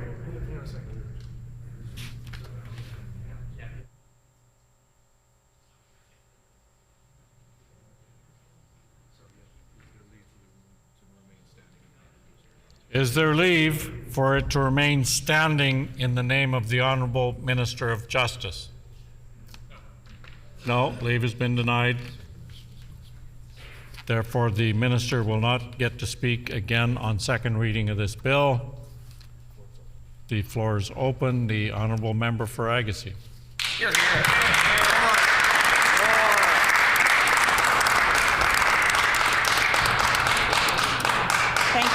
Thank you, Honourable Speaker. And as MLAs, we all know that summer can be a busy time of year, busy time for MLAs to visit community events in their constituency, festivals, fairs, different family events. And through that time, we get to speak to the constituents on a few issues that concern them. And this past summer, I attended many of my communities and their fairs and heard a lot of concerns, some of which were the cost of groceries. Healthcare, of course, came up numerous times, concerns from seniors, rural roadways and infrastructure, immigration concerns, and of course concerns related to this very bill here, Bill 7, the Public Sector Construction Projects Repeal Act. And I am proud to stand here today and represent my constituents and speak for the many Manitobans that are not just the taxpayers in our great province, but also the employers and employees who oppose Bill 7. This bill will have a negative impact on Manitobans, and that includes not just the contractors and employees, but all of us here, us tax-paying Manitobans. This act, which seeks to repeal the Public Tendering Act, has garnered significant attention and concern across the construction and contractor industry in our province of Manitoba. I believe it will undermine the trust, confidence, and welfare of our great province. Honourable Deputy Speaker, it was our PC government that brought in the Public Sector Construction Projects Tendering Act in 2021. This ensured that employees and employers had equal opportunity and equal access to bid on work on public projects without the requirement of forced union participation. This bill that we had introduced provided equal opportunity to contractors. It brought equal access and opportunity. The NDP Bill 7 that they are introducing takes away that equal opportunity, and it does not provide equality across the board. I will tell you what it does provide, and that is the opportunity for this NDP government to control the union base and line the pockets of union leadership and gain control of election votes and manipulate and coerce a workforce. The NDP government likes to speak of equality in many other portfolios, but it's becoming clearer every day that this government does not consider all of Manitobans, and equality is not something that they truly believe in. But what they are doing is creating divisiveness with winners and losers.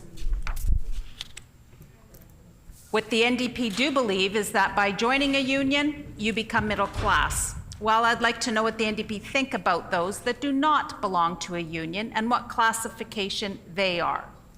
Bill 7 forces contractors to pay the fees associated to the union dues, and this clearly puts all control and restrictions in the hands of the government to be able to garner favor with their union friends and family. The very day this bill was introduced, I had calls from my constituents, absolutely horrified when Bill 7 was brought up in this House. It changes the environment negatively for so many across our province of Manitoba. A lot or most of construction businesses and industry choose not to belong to a union. And again, this is their right of choice. Why does the NDP feel that the rules need to change for a small percentage of the industry? Who's really asking for this change to be made? Many of the industry and business employees choose to work in an environment where unions are not present. They do not have to pay the required union dues, and many can't afford to have their hard-earned paychecks be swallowed up by the required payment of these dues, especially now with the extra costs of groceries, fuel, and the average family the costs for the average family have increased significantly. Many of our Manitoba business owners and contractors and big industries provide community employment, a workforce diversity, and apprenticeship spots to train generations in the trade fields relevant to their business. Let's talk a moment about apprenticeship ratio, what the government is changing and had recently announced on that. This may project costs going up on a project. It will impact these projects no matter what way you look at it. It will have a negative impact on industry, apprenticeship, trades, colleges, and Manitoba in general in such a way it can only set our province back. I've heard from workforce and industries that this means, or what this means for their business and the contracts that they submit. This means there'll be layoffs, as they will no longer be able to find the journey person that's required to be the extra one on the job. How is this good for our province? Comments from this government have left many of these very successful Manitoba employers questioning, what is the NDP planning to do? These are owners and operators of businesses. They have excellent and reputable companies, all of which I might add contribute to the economic growth and the economic fabric of our province. What is the NDP government doing for these businesses and industries and contractors that are not involved in organized labor or belong to the union? Are they going to ignore them like the MP&P files and the backlog there? The NDP are insinuating that non-unionized workers and the open shops are incompetent.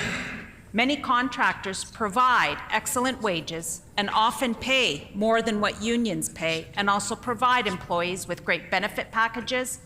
And not only that, but they also get to take home a full paycheck, more of their hard-earned dollars without the added costs of union dues.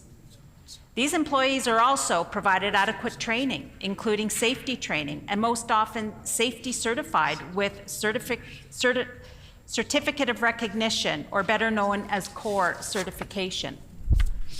Employers in this industry value their employees and their safety and require this training. For the NDP to suggest this new legislation will improve the safety of any worker in this province is completely unfounded and misleading and insulting to the many businesses in the industry who go above and beyond to ensure the safety of all their employees. The current process and requirement for bidding on projects requires core safety certification, and the stringent certification process provides the guidelines and follow-up for all safety-related matters to the employer. Creating false fears and statements regarding the safety of workers when we know that this bill is only designed to funnel money into the pockets of union leaders. This only inflates the cost and the backs of every taxpayer here in Manitoba. These projects will escalate due to the unrequired, fictitious, bogus union cash grab. There is not a fair and competitive tendering process that goes along with Bill 7 and will in fact increase these costs to taxpayers, like I've just said. The cost of every tender goes up to accommodate for these union dues that are required on these projects. For the NDP to present and enforce this bill to bidding companies in our province with statements indicating that it will somehow improve the quality of lives for Manitobans is ridiculous and again insulting to the intelligent and hardworking labor force and the professional business people that make our province great. I've witnessed countless projects across this province that were awarded to companies not subject to the union rules and legislation, companies that have been non-unionized. These are contractors and businesses who built daycares, schools, hospitals, water treatment plants, big industrial facilities. These huge projects were completed with employees and employers working together for a common goal and accomplishing the project successfully with great outcomes. There were no interruptions related to strikes. All received good paychecks, and the facilities were built on time and built within budget. There's many examples of valued workers and exceptional employees in industry coming together for a common goal. In addition to these excellent wages that employers offer, their specialized workforce. They also get promoted and provided access to the apprenticeship program in the related fields of expertise. We all understand that increasing the workers' knowledge, skills, and value directly impacts their earning potential in their respective fields. Manitoba needs enough qualified and willing journey persons in the queue to accommodate for this ratio change, and reducing these numbers again puts huge strain on this industry and potentially reduces the number of folks enrolling in the program and could lead to a steady decline of tradespersons. Again, I've met and spoke with contractors and leaders in the field regarding Bill 7 and the impact that it could have on their workforce and also the changes that it can put into their working environments. There's growing concern for many. I have spoken to these businesses that provide the great wages. They even provide pension plans, locally owned, and some by Métis and staffed with 100 to 200 employees, but do not belong to a union. Therefore, it makes me question, would they even be considered for some of these projects that go up for tender? Employers continually invest in their employees and recognize them for their greatness and asset to their business. Without their employees, there would be no company. Employees showing great potential invest in themselves and have the ability for rapid advancement based on their skill set, personality, and drive, something that they would not achieve in a unionized environment based on the time and seniority. I've seen so many people grow and advance in their line of work and become very successful. I know of many contractors and businesses alike that have provided opportunity to people who are perhaps less fortunate and vulnerable in today's society. I've witnessed employers hiring people who just need the opportunity to be recognized and valued in the workplace and for their contributions, not only to the work, but in their community. These employees learn and understand their true value and potential for growth in themselves. I'm sure we all know business owners and many entrepreneurs who have started their own business and have been extremely successful here in Manitoba. Many have chosen to come to our great country and have made significant investment in our province. These business owners, and not just the new owners, but those who have lived here, are experienced and knowledgeable in the construction industry, the workforce, and the demands of the trade. These are the people who say they will leave if there is union involvement or collaboration with such. Many, and again, I say many, do not want to have unions get involved with their business, their employees, or their decision-making. Bill 7 sets the stage for a bigger goal for the NDP. It will allow opportunities for the unions and their representatives to dictate and perhaps threaten their employee base and work environment. I've heard directly, and I was told, I need to vote the way my union tells me to. That is not democratic, Honourable Speaker. This does not illustrate democracy as I understand it. What it does illustrate is a level of corruption, deceit, and coercion. This is a concern, and what is more concerning is what this NDP government has planned for the future of our province of Manitoba and the workforce behind it. Bill 7 clearly overlooks important perspectives and considerations and will have consequences Manitobans would have to bear. Think what this will do for those men who may be considering a business opportunity here in Manitoba. This will eliminate potential future investment and economic growth. Having forced union is not a choice, and many are not willing to be a part of it. Manitobans want equal opportunity and fairness in business practices. I'm going to close with comments I've made before and I'll use again in the future. Manitoba continues to be an important part of the economic fabric of our wonderful country, and we want to continue to be a leader in our business, employment opportunity, equality, and equal access to public projects and future investment. Bill 7 takes away equality, equal access, and opportunity for economic growth and future investment.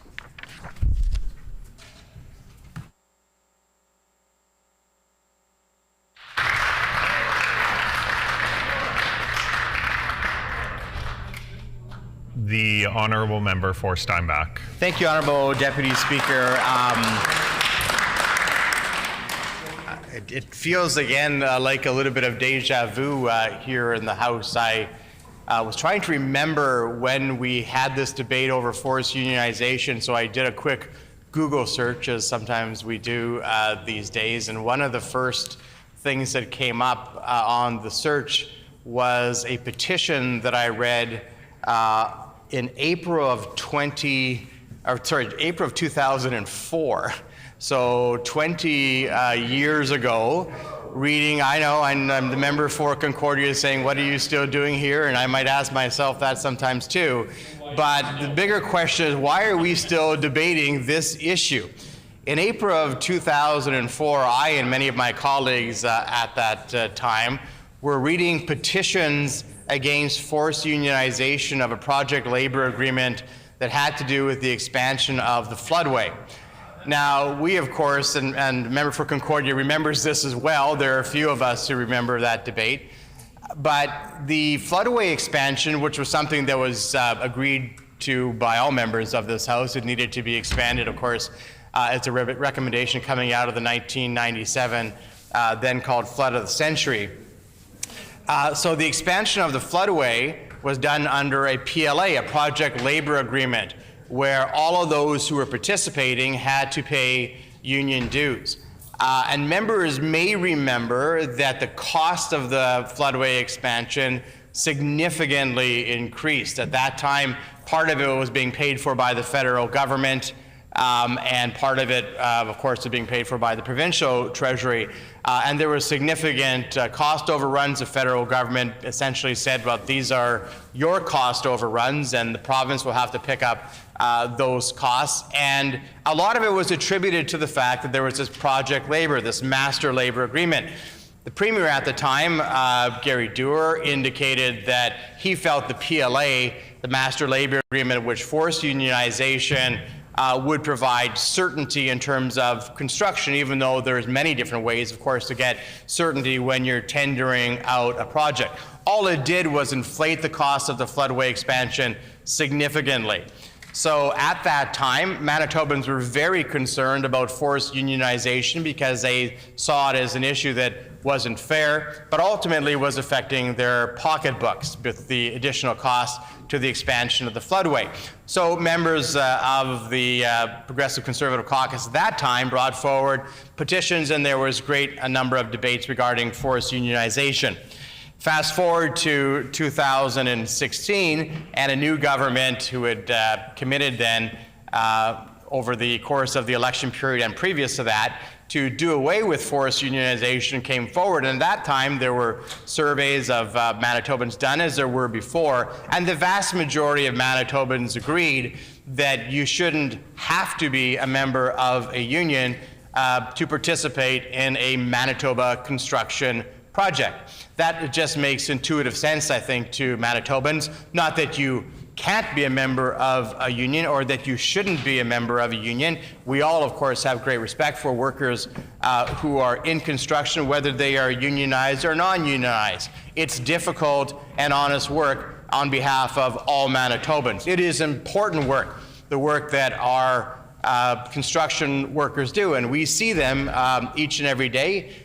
This year in many different places, and previously driving around Manitoba, you see construction workers who are either doing road work or bridge work or other sorts of construction work, and we value the work that they do because they keep Manitoba moving on our highways and through our infrastructure. But whether or not as you're passing those construction workers, and you're passing them safely, I hope, and you're pulling to the side to give them room and going at the posted speed limit in those construction zones, whether or not those workers are unionized or not unionized who are working on those roads, I don't know. And frankly, it doesn't matter to most Manitobans. They just want the work done. And broadly, they want the work done in the most economical way that is possible, because if you're doing that, that leaves more money for the provincial treasury to do more construction. That just makes sense. So Manitobans, from their perspective, they simply want the work done, the construction work done. They want it done well, and they want it done at the best possible price so there can be more of that work done. And what the NDP are doing now, in the same way they did it 20 years ago, and it's just like the old NDP, are going back to a system to try to force unionizations onto Manitobans, to force those construction companies to either sign into a PLA and sign and pay the union dues, or be forced to unionize, even though many, many companies in Manitoba aren't. And that has a number of different impacts. Of course, one of them that I raised specifically was the economic impact. And at a time when the province is running a record nearly $2 billion deficit, a record non-pandemic deficit in the province of Manitoba, and at a time when the Premier indicates, in the media at least, that he's looking for ways to save money, this one seems like an easy one to be able to save money for Manitobans by not forcing a higher cost, by forcing unionization and perhaps taking some companies out of the bidding process. So an easy opportunity for the government to ratchet down that nearly $2 billion record deficit that they are foisting onto the backs of Manitobans. So why they haven't changed course on this in recent days or over the summer, when they recognize that their deficit continued to grow despite promises to the contrary, that this is something that they should take on, is difficult to understand. We've heard the Premier at different times use the whimsical analogy of the economic horse pulling the social cart. And I see the Minister of Justice is now riding a fanciful horse. Well, I can see he's not actually on a horse, because the horse has died under the NDP. There is no economic horse anymore, and because they've killed the economic horse. And now they would probably try to unionize the economic horse and require that the horse be unionized. But regardless, moving off of their analogy of the unionized economic horse, they should be looking for every opportunity they can to be able to grow the economy. Because we know that the NDP won't do anything on the cost control side of things, despite what they might say, and the last year has been evidence of that in their record deficit. So if they're not going to actually look at any sort of cost controls, then they have to be able to grow the economy. And discouraging construction companies from either coming to Manitoba or businesses from coming to Manitoba by putting this pale of a forced unionization regime on the province will do nothing to grow the economy. How many billions did you leave on the table? What happened to Orland Construction? So the member for St. Boniface is now wondering why he's going to waste billions of dollars by going down this path. And it's an excellent question, and I hope if he has the nerve to be able to go into his caucus, he might fear getting kicked out of his caucus like my new seatmate has been kicked out of his caucus. But I won't go so far as to say that he might be assaulted. I'll leave those allegations for others to figure out. But he may be wondering, the new member for St. Boniface, if I go into my caucus and I say to our Premier, we are going to be losing billions of dollars by forcing construction companies to unionize, and we should move away from this. He might fear that even in his early infancy of his political career, however long it might last, he might already be a quarter of the way through it, I don't know, but he might fear that he's going to get kicked out of his caucus. I would say to him to put that fear aside and to actually do the right thing, and to say the right thing. Because a lesson that is 20 years old is that Manitobans don't want this. They don't want it they didn't want it in 2004 when me and some of my former colleagues were raising this through petitions, and they don't want it now. They want fairness when it comes to tendering, when it comes to construction, when they're driving down highway number 75, when they're driving down highway number 1 heading to Falcon Lake or to the White Shell, when they're heading out to Brandon on highway number 1, or when they're going to Dauphin. They want to see that construction work is being done and being done well, and it doesn't matter to them if the individuals who are doing the work are unionized. Well, the Minister of Justice says we want them to be safe. So now he's suggesting that non-unionized work is not safe. If that is actually his position, then he should put that on the public record if he doesn't believe that people who aren't in unions aren't actually safe. That's quite a leap for him to make, because in the history of our province, we've seen many companies, unionized and not unionized, perform good work for the province. Now, that's a long way away from, of course, the year ago when others were talking about One Manitoba. One Manitoba isn't symbolized by trying to split companies between unionized companies and non-unionized companies. That doesn't feel like One Manitoba at all. That feels like one NDP government that hasn't learned a lesson from 20 years ago. I look at the the Minister of Agriculture, who may not have been here 20 years ago, but he was here for a while anyway, under the Greg Selinger government, and he would remember this debate about forced unionization. And the interesting thing is, this is the sort of thing that the NDP does, but they don't run on beyond the union hall. So you won't see on any of their literature that goes out to the public generally, that they're forcing unionization. I wonder if the Minister of Agriculture, he might prove me wrong. He might bring in some of his literature that he sends out to his constituents where he brags about forced unionization, but he won't, because he doesn't do that. He might do it in the union hall because it plays well to a small group of union bosses and union leaders, but it doesn't play well to Manitobans generally. Well, I see him nodding his head, so I think he's in agreement with me that he wouldn't say this in a more broad forum. So this isn't One Manitoba.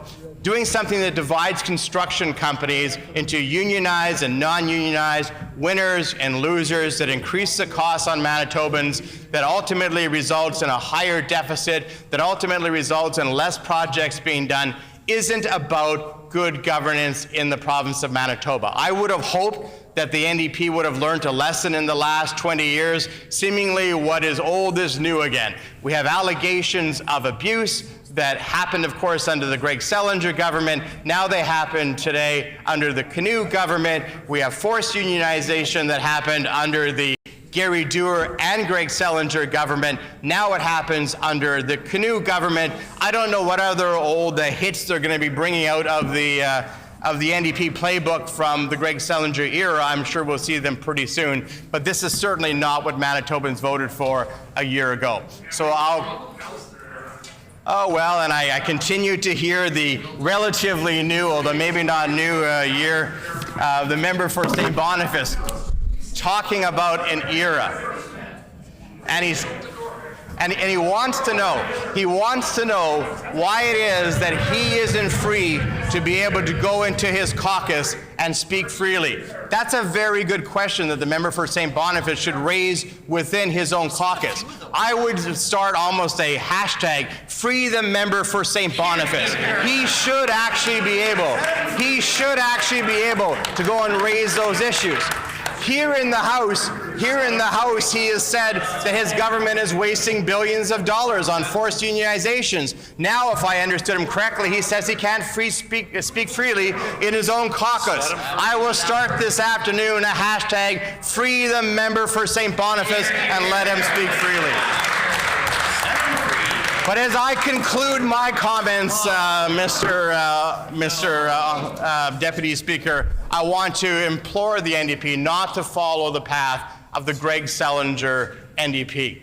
They continue to do that through their actions when it comes to how they treat people in government, in their caucus, in their party. They're now today doing it in how they treat Manitobans, dividing them between unionized and not unionized. They can look in the history books to see what that does. It divides a province, it divides a caucus, and they can look up the term Rebel 4, and they'll understand what that is, and it's hurtful to Manitobans. Thank you very much, Honourable Deputy Speaker.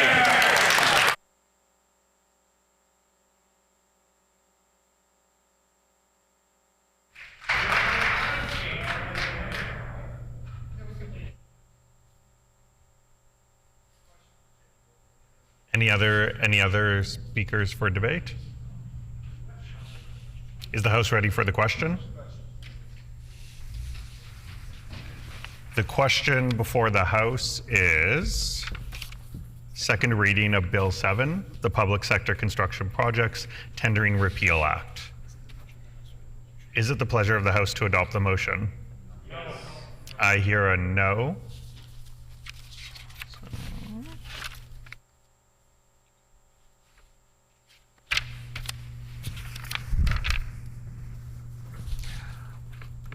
All those in favor of the motion, please say aye. Aye. All those opposed, please say nay. Nay. In my opinion, the ayes have it.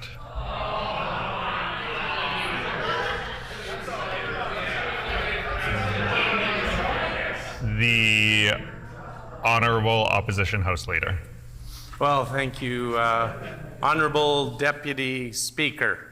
I think we had it by a landslide, so I'm going to request a recorded vote. Recorded vote has been requested. Call in the members.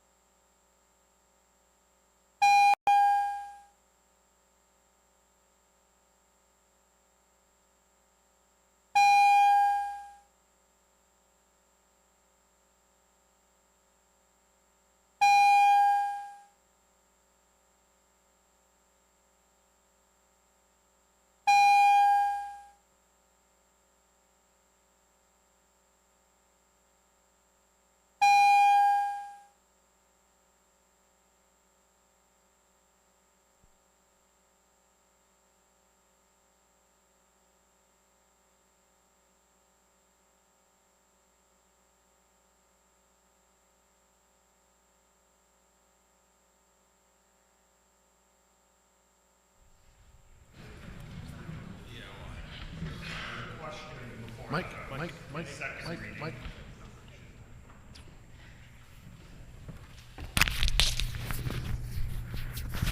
On but not clipped. So the question before the House is second reading of Bill 7, the Public Sector Construction Projects Tendering Repeal Act. All those in favor, please rise.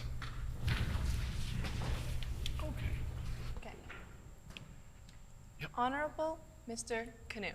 Honorable Mr. Canoe. Honorable Minister Fontaine. Honorable Minister Fontaine. Honorable Minister Weeb. Honorable Minister Weeb. Honorable Minister Asguara. Honorable Minister Assaguara. Honorable Minister Sala. Honorable Minister Sala. Honorable Mr. Costician. Honorable Mr. Costician. Honorable Ms. Smith. Honorable Ms. Smith. Honorable Mr. Samard. Honorable Mr. Simard. Honorable Minister Marcelino. Honorable Minister Marcelino. Honorable Minister Schmidt. Honorable Minister Schmidt.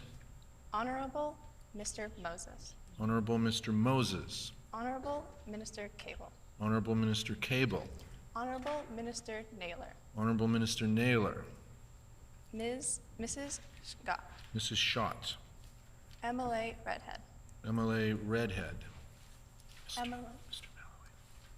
Mr. Malloway. Mr. Malloway. Or MLA Malloway. MLA Malloway, pardon me, yes. MLA Chen. MLA Chen. MLA, or Mr. Moyes. MLA Moyes. MLA Moyes. MLA Pankratz. MLA Pankratz. MLA Kennedy. MLA Kennedy. MLA Devgan. MLA Devgan. MLA Cross. MLA Cross. MLA Loisel. MLA Loisel. Mr. Oxenham. Mr. Oxenham. MLA Dela Cruz. MLA Dela Cruz. Mr. Brar. Mr. Brar. MLA Compton. MLA Compton. MLA Morose. MLA Morose. Mr. Voswell. Mr. Vasiliv. All those in the chamber opposed, please rise. Excellent. Okay. Mr. Owaska. Mr. Owasco. Mr. Johnson. Mr. Johnson. Mr. Pinnick. Mr. Pinuk. Mrs. Stone. Mrs. Stone. Mrs. Cook. Mrs. Cook. Mr. Nesbitt. Mr. Nesbitt. Mr. Wharton. Mr. Wharton. MLA Lagasse. MLA Lagasse. Ms. Byram. Ms. Byram. Mrs. Hebert. Mrs. Hebert. Mr. Jackson. Mr. Jackson. Mr. Wochuk. Mr. Wochuk. MLA Bariza. MLA Bariza. Mr. Belkin. Mr. Balkin. Mr. Gertson. Mr. Gertson. Mr. King. Mr. King. Mr. Ginter. Mr. Ginter. Mr. Narth. Mr. Narth. Mr. Prashat. Mr. Prashat. Mr. Khan. Mr. Khan.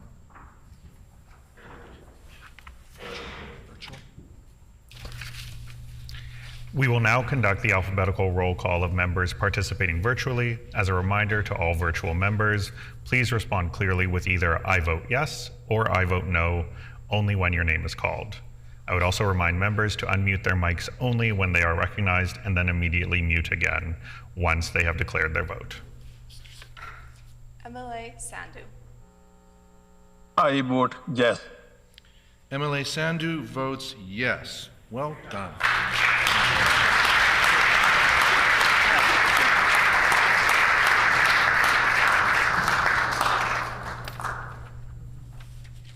Okay, this must be right.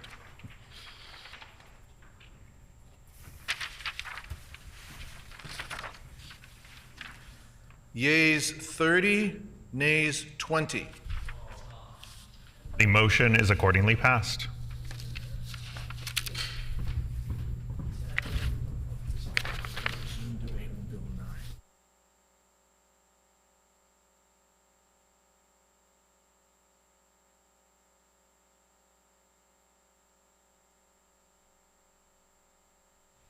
We will now resume second reading of Bill 9, the Men's Mental Health Awareness Week Act, Commemoration of Days, Weeks, and Months Act amended. Debate stands in the name of the MLA for Riding Mountain with 19 minutes remaining.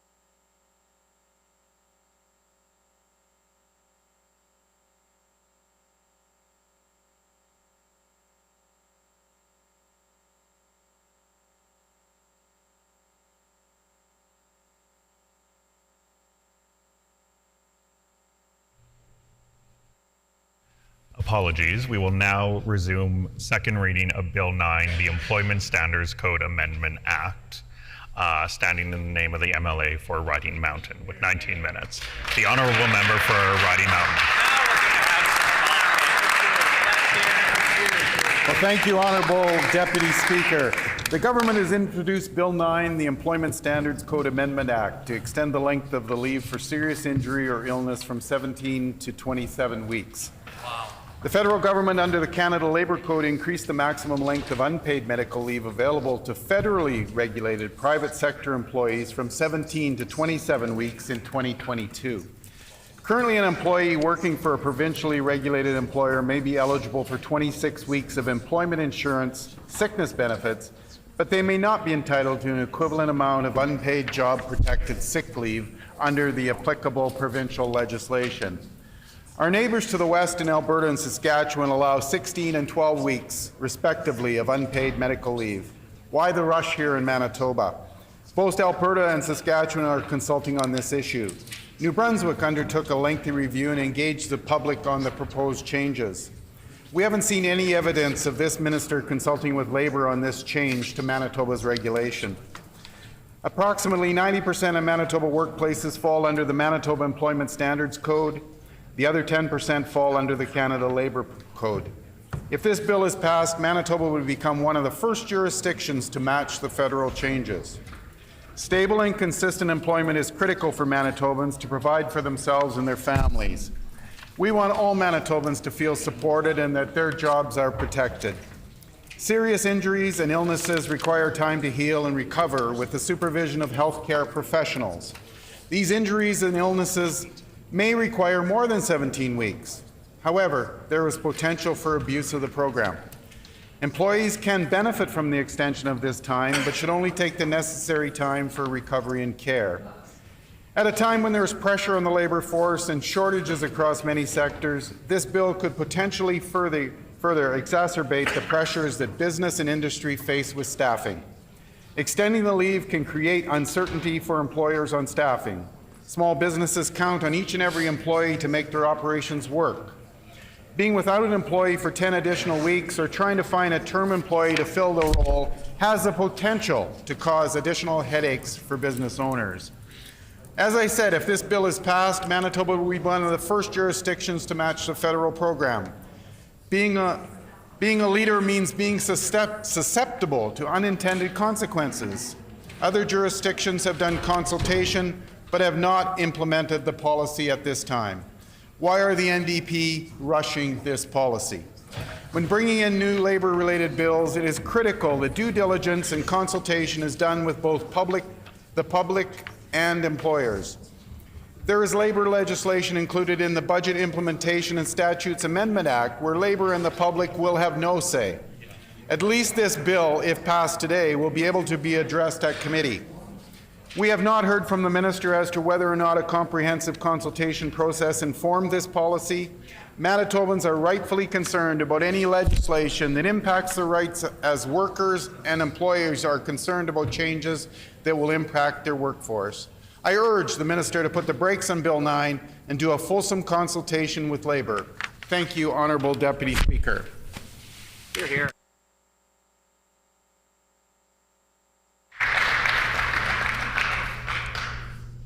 Are there anyone else up to speak to debate? Question?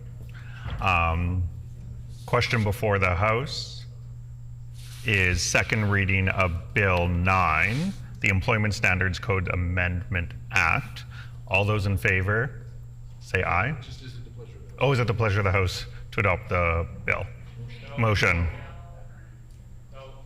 No. I hear a no. All those in favor, please say aye. Aye. All those opposed, please say nay. Nay. I believe the ayes have it.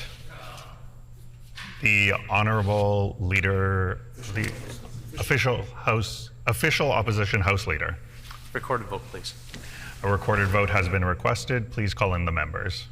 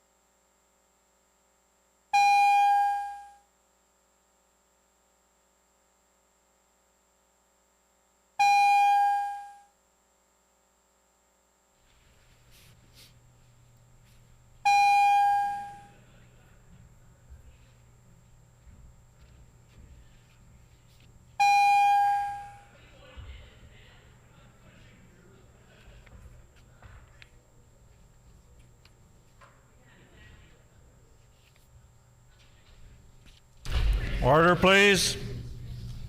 The question before the House is second reading of Bill number 9, the Employment Standards Code Amendment Act. Is it, oh, sorry, all those in the House in favor of the bill, please rise. Okay, nice and slow. Honorable Minister Fontaine. Honorable Minister Fontaine. Honorable Mr. Weeb. Honorable Mr. Weeb. Honorable Minister Asseguera. Honorable Minister Asseguera. Honorable Minister Sala. Honorable Minister Sala. Honorable Mr. Costician. Honorable Mr. Costician. Honorable Ms. Laughlin. No, sorry, Smith. Ms. Smith, I'm sorry. Honorable Ms. Smith. Say that again. Honorable Ms. Smith. Honorable Ms. Smith. Honorable Mr. Simard. Honorable Mr. Simard. Honorable Minister Marcelino. Honorable Minister Marcelino. Honorable Minister Schmidt. Honorable Minister Schmidt. Honorable Mr. Moses. Honorable Mr. Moses. Honorable Minister Cable. Honorable Minister Cable. Honorable Minister Naylor. Honorable Minister Naylor. MLA Schott, or Mrs. Schott. Mrs. Schott. MLA Redhead. MLA Redhead. MLA Malloway. MLA Malloway. Mr. Blaschko. Mr. Blaschko. MLA Chen. MLA Chen. MLA Moyes. MLA Moyes. MLA Pankratz. MLA Pankratz. MLA Kennedy. MLA Kennedy. MLA Devgon. MLA Devgon. MLA Cross. MLA Cross. MLA Loisel. MLA Loisel. Mr. Oxenham. Mr. Oxenham. MLA Dela Cruz. MLA Dela Cruz. Mr. Brar. Mr. Brar. MLA Compton. MLA Compton. MLA Morez. Morose. MLA Morose. Mr. Vasiliou. Mr. Vasiliou. All those in the House opposed to the motion, please rise. Okay. Mr. Iwasko. Mr. Iwasko.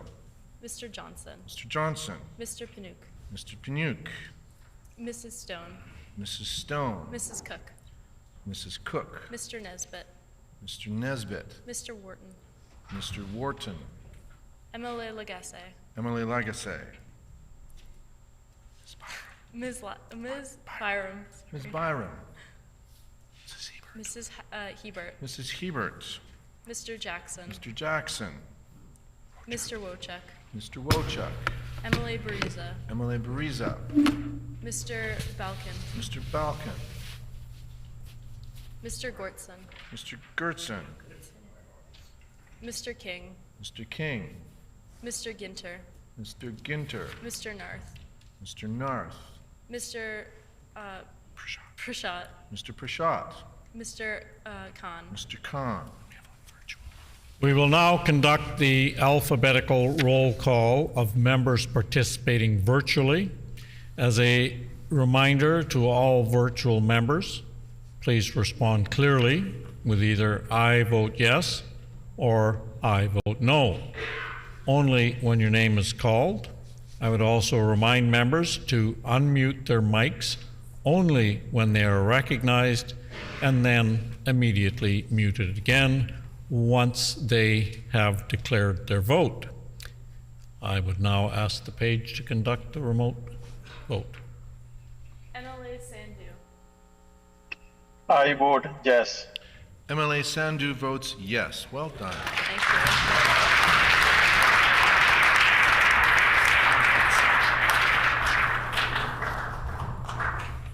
Ayes 30, nays 20. The motion is accordingly carried. We will now resume We will now begin second reading of Bill number 16, the Regulatory Accountability Reporting Act and amendments to the Statutes and Regulations Act. The Honorable Minister of Justice. Honorable Speaker, I move, seconded by the Minister of Finance, that Bill number 16, the Regulatory Accountability Reporting Act and amendments to the Statutes and Regulations Act, be now read a second time and be referred to a committee of this House.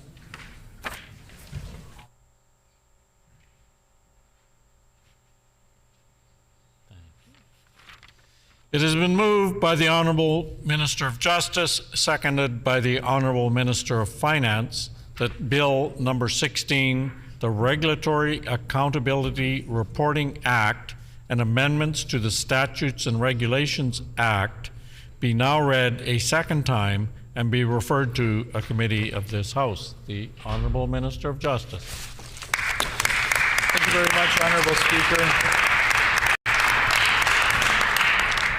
I'm pleased to rise to speak to Bill number 16, the Regulatory Accountability Reporting Act and amendments to the Statutes and Regulations Act. This bill brings forward amendments to provide an efficient and effective regulatory accountability scheme for all Manitobans.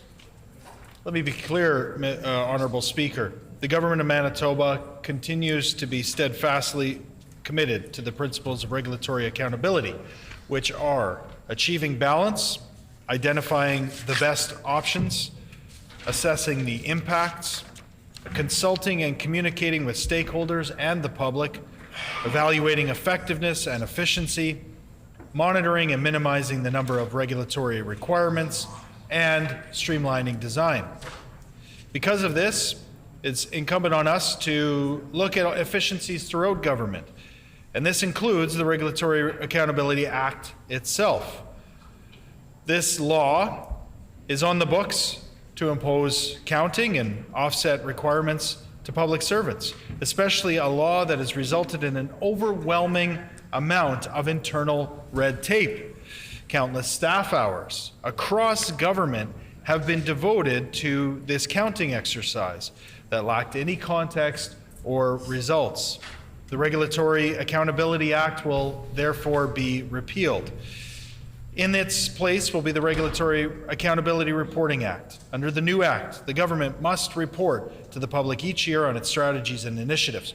This will eliminate duplicative and inconsistent regulatory and administrative requirements, and will evaluate the effectiveness of those requirements in achieving public policy outcomes. This reporting obligation is similar to the approach that has been taken in other provinces such as Alberta and Saskatchewan. The bill also makes amendments to the Statutes and Regulations Act and the process for consulting on proposed regulations. This aspect of regulatory accountability is preserved as the Government of Manitoba remains committed to public consultation. The amendments streamline the process and make it more efficient, for example, by clarifying when consultation is required and setting the minimum period for consultation at 30 days rather than 45. Experience has shown that this time period is the appropriate amount of time for consultation, balanced with the needs to make a law in a timely fashion to bring forward in the province of Manitoba. This government is choosing to focus on qualitative, not just a quantitative approach to regulatory accountability. It's no longer just about the numbers, Honourable Speaker. It's about what it means to Manitobans when we enact a new law, when we make a new regulation, or when we roll out a new policy or program. How do these initiatives help them, affect them, and protect them? We are keeping the successful parts of regulatory accountability, we're streamlining the process, and we're making it more efficient. Importantly, we're freeing up the public service to focus on what matters, Manitobans, not numbers for numbers' sake. This concludes my remarks on Bill 16. I thank you for the time today, Honourable Speaker, and I look forward to working with all members to ensure that our province becomes more efficient going forward in the future. Thank you, Honourable Speaker.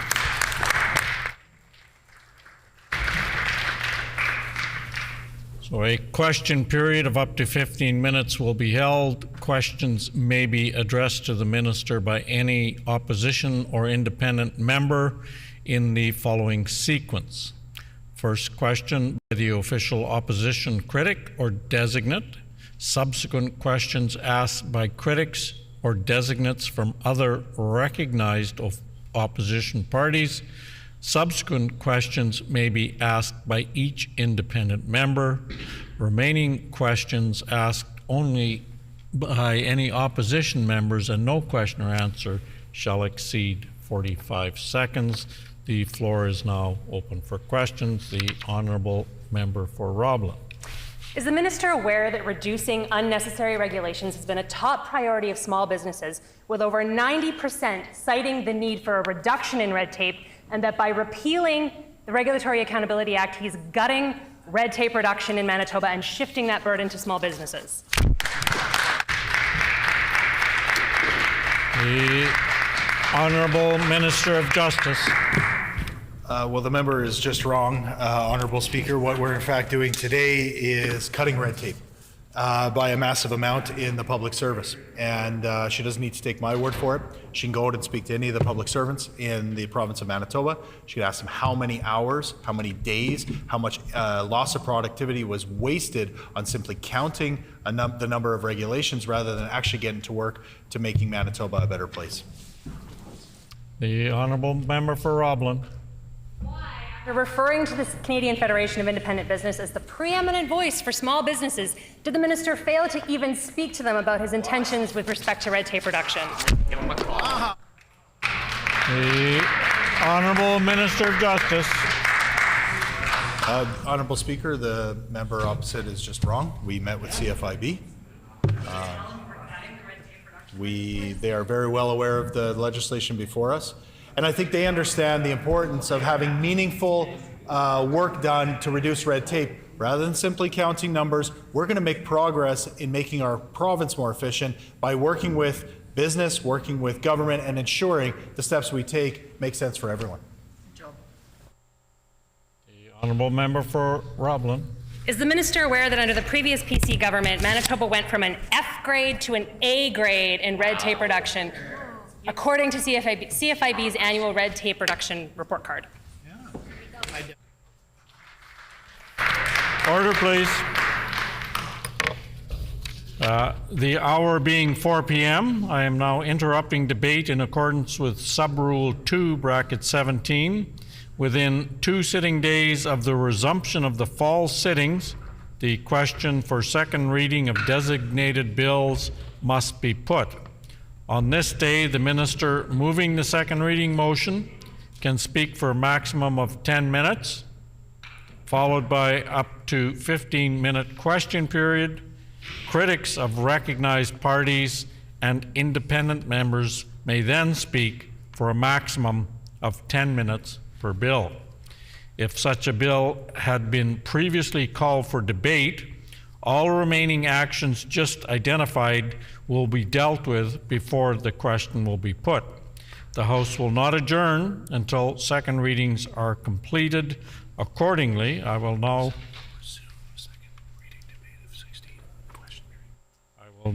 call for a resumption of second reading of Bill 16, the Regulatory Accountability Reporting Act and amendments to the Statutes and Regulations Act, and we'll resume the question period. The Honourable Minister of Justice. Again, Honourable Speaker, after the bill has been introduced and the text made public, we took the opportunity to meet with CFIB and other stakeholders to ensure that they understood the content and context of the bill. They understand that regulatory accountability goes deeper than just the numbers, deeper than just a simple counting. That's why other provinces, including the province of Alberta, have this model. This is the model that we're following. I'm surprised members opposite aren't on side with the work that's being done in the province of Alberta. The Honourable Member for Roblin.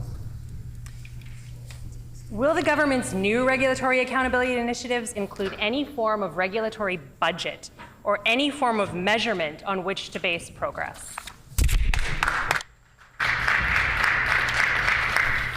The Honourable Minister of Justice. Absolutely, Honourable Speaker. We have some incredible folks within the civil service who are doing this work to ensure that regulatory accountability continues to be a priority of our government, that it's reported in a way that is understandable to Manitobans, the members of the opposition. I'm sure we'll take time to pour through that document, hopefully learn about some of the good work that's being done.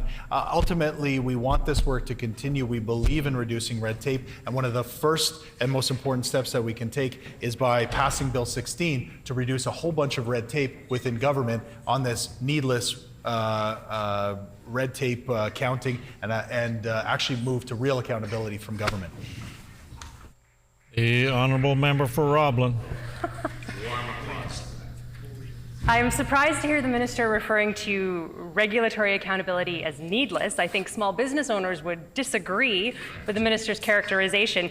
Is the minister aware that Manitoba went from an F grade in 2016 under the previous NDP government to an A grade in 2018? An enormous increase in regulatory accountability and red tape reduction. And why is he prepared to go back to an F? The honourable Minister of Justice. Well, it's surprising to me that the member would be so offside with the CFIB, that she didn't even have to take the time to speak with them and understand that we had met with them, that we've gone through this legislation, they understand the content. And I would imagine that they're probably going to be very appreciative of the work that's being done by this government to cut this red tape that's been created by the previous government unnecessarily, Honourable Speaker. And I would invite the member opposite to spend some time with our fantastic civil servants. Public servants across this province are telling us that this is freeing them to do the real important work of serving Manitobans. That we want to work with our civil service because we appreciate and understand the value that they have to Manitobans. They were disrespected by the previous government. They won't be disrespected by us. The honourable member for Roblin. Is the minister aware that red tape comes with a real cost to small business owners, a financial cost to small business owners who don't have compliance departments, who often don't have HR departments, and who are forced to ensure that they're complying with every government regulation that they put in place? The honourable Minister of Justice. So we're excited by this new regulatory regime in the sense that this allows for better consultation with the public. And in fact, what this new bill will enact is give the opportunity for business who want to be partners with us when they find a piece of regulation or other hindrance to the business that they want to do in the province, they will be ultimately allowed or able to give that information to government and will then be able to act rather than just waiting for this needless counting and then saying, okay, we need to reduce it by 1 or 2 or 3. This government's going to get to work with business and with all Manitobans to make our province more efficient. The honourable member for Roblin. The minister keeps talking about regulatory accountability initiatives, but he's gutting the regulatory accountability legislation with this bill. So I'd like the minister to advise the House in detail what regulatory accountability initiatives is he proposing? The honourable Minister of Justice.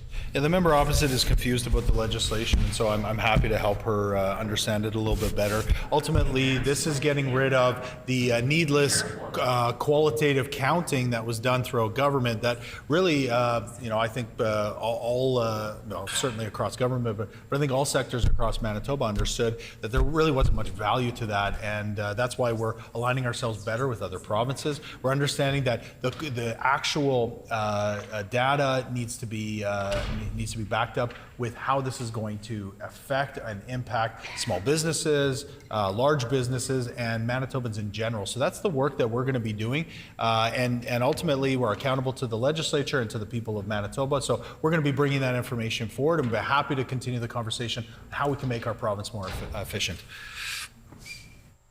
The honourable member for Brandon West. Thank you, Honourable Speaker. I'm wondering if the minister realizes that the Canadian Federation of Independent Businesses previously celebrated Manitoba's lead on this file, issuing its Golden Scissors Award in 2018, the ability to cut red tape. Will this minister be satisfied with a tarnished set of shears? The honourable Minister of Justice. Well, of course, Honourable Speaker, the member opposite knows a lot about cutting, and he knows a lot about cuts from government because, of course, he ran for a PC party that in the last 7 years have decimated so many parts of our province and decimated so many important services that people count on. What we want to do, Honourable Speaker, is we want to restore the ability of public servants to do the work that we've tasked them to do to improve the lives of Manitobans, not to simply spend hours and hours and days simply counting regulations. We want them to make a real difference and making things more efficient in our province. The honourable member for Brandon West. Thank you, Honorable Speaker. And with those hours and hours and hours spent calculating this time, can the minister advise us what redeployment will happen with that staff and what efficiencies will be noted in government because of that? The Honourable Minister of Justice. Well, I can pass along some phone numbers for some public servants.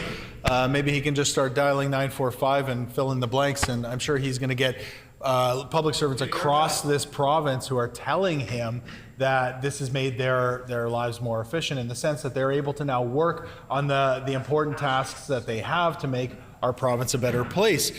We ask a lot of our public service, and they've been doing an amazing job. And of course, under 7.5 years of cuts under the previous government, disrespect at every turn, they found a new partner in our government who wants to work with them, understand how we can make the work that they do more efficient, and we're absolutely using that horsepower to make lives better here in Manitoba. No further questions? Then the floor is open for debate. The honourable member for Roblin. Thank you, Honourable Speaker. I was very concerned to see this bill, and we held it over for good reason. As members may be aware, I was previously Provincial Director for the Canadian Federation of Independent Business. And in that role, I worked with small and medium-sized businesses across 4 provinces and territories. And let me tell you, small businesses across Canada cite red tape as one of the biggest hurdles to their Order, growth please. as businesses. And Manitoba became a leader in red tape reduction among all the provinces in Canada. As I mentioned during the question period, Manitoba went from an F grade in 2016 under the previous NDP government to an A grade just 2 years later under a PC government that was committed to red tape reduction. I find it interesting that the NDP Justice Minister argues that these changes will result in less bureaucracy. Less bureaucracy for whom? He will be shifting the burden of that bureaucracy from government employees to small businesses. And he and his party may be comfortable with that approach, but I'm not. And I would suggest that small business owners in Manitoba are also uncomfortable with that approach. Having government officials counting regulations is not needless, as the minister asserted multiple times. I think small business owners would agree with it, would agree with me on that. It's much easier for government to add regulations than it is for them to take them away. One of the things that Manitoba did that made it a leader in red tape reduction was pioneering what's called a regulatory budget. That's where for every regulation you put in place, you also remove one. Or Manitoba took it one step further with a 2-for-1 rule. For every regulation they added, they took 2 away. And it resulted in a significant reduction in red tape for small businesses. And the minister doesn't seem to be aware. So I'm going to let him know, when CFIB puts out its annual red tape report card, it grades 3 major areas of regulatory performance. The first is regulatory accountability. The second is the total regulatory burden. And the third is political priority. Now, it may not matter to the Minister for Justice, but by gutting the regulatory accountability legislation in Manitoba, he's going to send Manitoba's grade back into the toilet. First of all, because he won't be prioritizing red tape reduction at all. Secondly, there will be no measure of the regulatory burden because he will have repealed the legislation that required civil servants to count it. Governments with the highest overall scores in red tape reduction are the ones that have a comprehensive measure of their regulatory burden. And yes, that requires counting. The minister may not like math, the NDP might not like having to do it, but it's required in government. Other provinces that do well in red tape reduction, they maintain some form of regulatory budget. They're making efforts to minimize red tape, and they're making red tape reduction a priority. I think it's clear that the Minister of Justice is only concerned with reducing red tape for his government employees. He doesn't care about the small business owners in this province that are going to pay the price for his decisions. Red tape prevents growth. It hinders businesses from operating in Manitoba. If you think about the average small business owner, Honourable Speaker, they don't have a compliance department. They don't have an HR department. In most cases, it is a small business owner sitting there late into the night, poring over their computer, trying to make sure that they're in compliance with every regulation that the government has put into place. That's why there's a real cost, a financial cost, with dollars and cents attached to it, to businesses for the regulatory burden. It's not some airy-fairy, non-tangible. It's a real cost to small businesses, and that's why reducing that red tape is so important. And one thing that the previous PC government did that enabled that widespread red tape reduction across government was taking that whole of government approach and applying that red tape reduction lens to all of government's operations. It was a coordinated effort to reduce regulations across departments. And from that, they were able to build into other initiatives. For example, reducing red tape for physicians, which physicians have consistently cited administrative burden and red tape as two major issues that hinder them in Manitoba. And the previous PC government took action on that. And I'm concerned, Honourable Speaker, that with the gutting of the regulatory accountability legislation, we could see the new NDP government abandon those efforts as well, abandon the work of the Physician Red Tape Reduction Task Force. I don't think that's out of the question, given their attitude towards counting regulations, characterizing it as needless. When I did work for CFIB, I would travel to other provinces and territories where I was responsible, and I would meet with their finance ministers. I would meet with their ministers responsible for regulatory accountability and hold up Manitoba as the example. And my colleagues across the country did this as well. Held up Manitoba as the example of what it looks like to put a priority on red tape reduction, on helping small businesses, and reducing the regulatory burden for small business owners, because Manitoba was a leader. The NDP and this NDP Justice Minister are going to take Manitoba from being a leader to being a failure, and that's going to have a real impact on small business owners. He can say he's met with CFIB. We'll see what they say at committee. I'm sure they're going to come and present on this bill, because this bill directly impacts their members. Small business owners who are forced to carry the burden of red tape that this minister is going to shift to them because it's too much work for his department. It's shameful, Honourable Speaker, and I think it's a huge step backwards. It's a huge step backwards in Manitoba. Reducing unnecessary red tape doesn't cost the government a lot of money. Red tape costs small businesses a lot of money. Reducing red tape is a low-risk, high-reward endeavor. It's worth the work. He might not like the work, he might not like the math, but he's here to do his job on behalf of all Manitobans. He's here to make life better for all Manitobans, especially small business owners who provide the majority of jobs in our province. The NDP appear to be more interested in removing accountability measures than reducing red tape or growing the economy, and that's so troubling, Honourable Speaker. Over and over again, small and medium-sized businesses cite red tape reduction as a priority, and this minister just turns his back on them and says, that's needless, that's unnecessary. Small business owners would disagree. In fact, the CFIB actually noted that this announcement is particularly troubling for Manitoba small businesses, 90% of whom want the government to commit to red tape reduction. The absence of regulatory accountability measures will undoubtedly exacerbate the burden of regulation, posing a significant concern for many entrepreneurs. I'm not quoting from private correspondence. That's from a CFIB news release.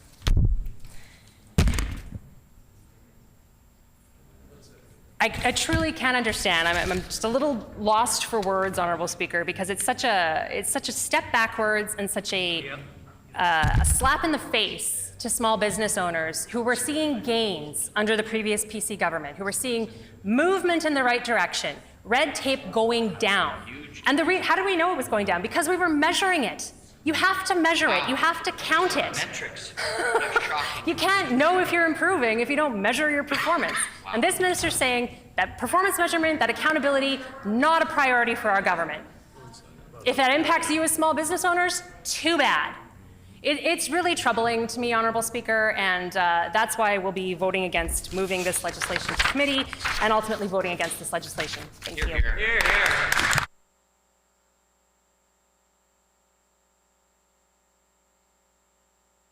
Honorable Member for Tyndall Park.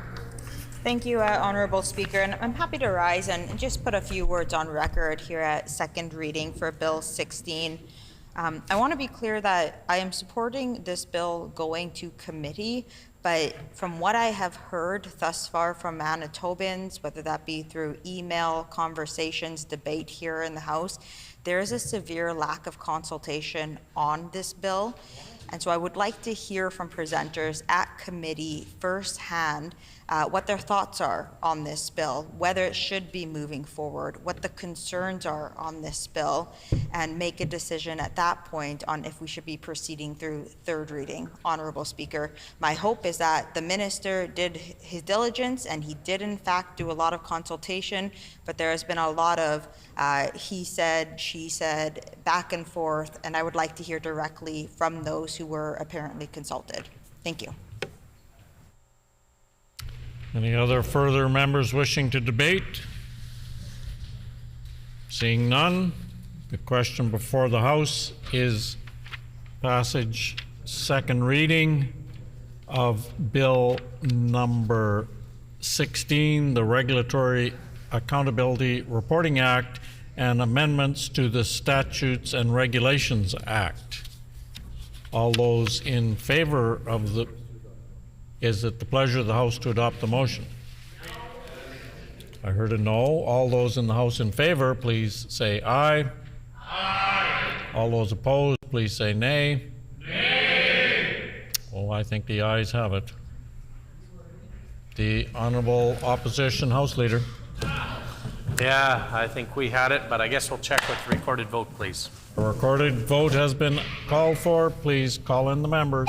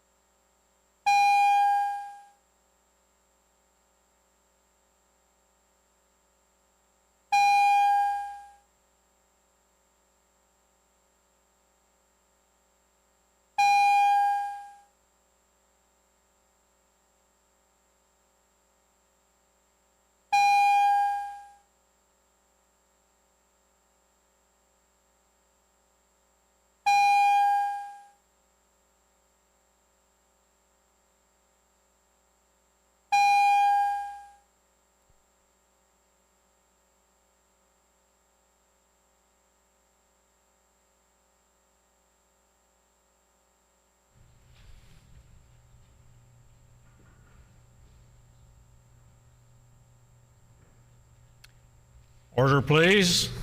The question before the House is second reading of Bill 16, the Regulatory Accountability Reporting Act and amendments to Statutes and Regulation Act. All those in the House in favor of passing the motion, please rise.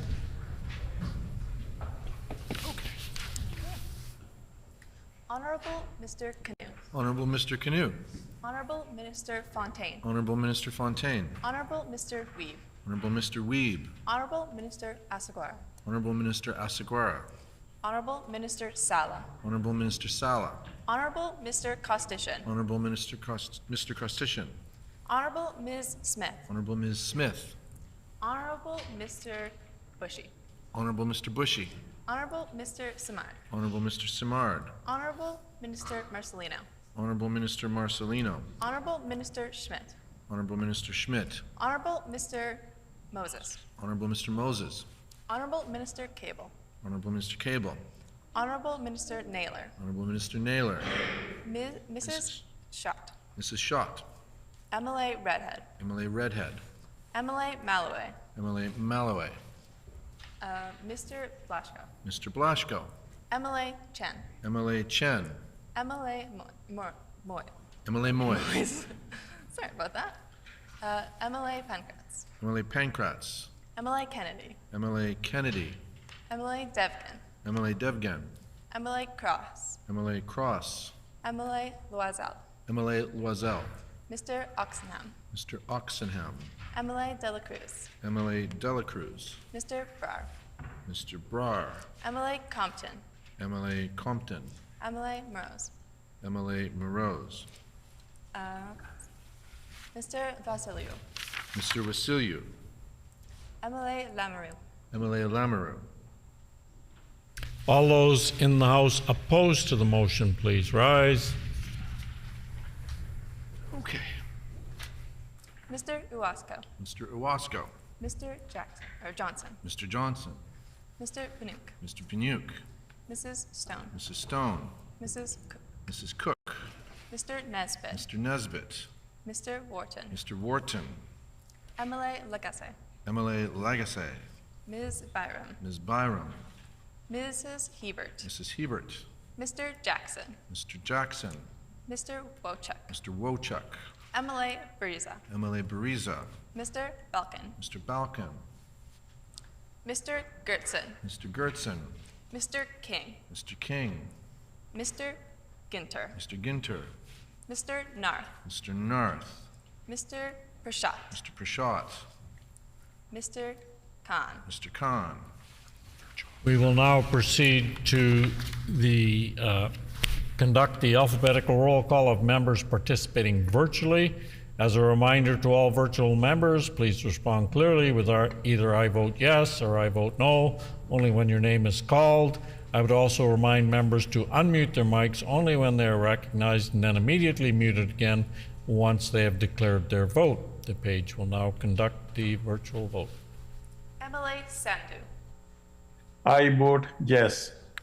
MLA Sandhu votes yes. Well done. Thank you.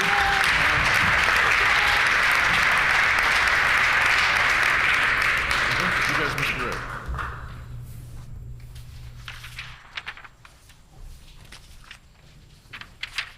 Ayes 33, nays 20. The motion is accordingly passed. We will now move on to second reading of Bill 21, the Public Schools Amendment Act.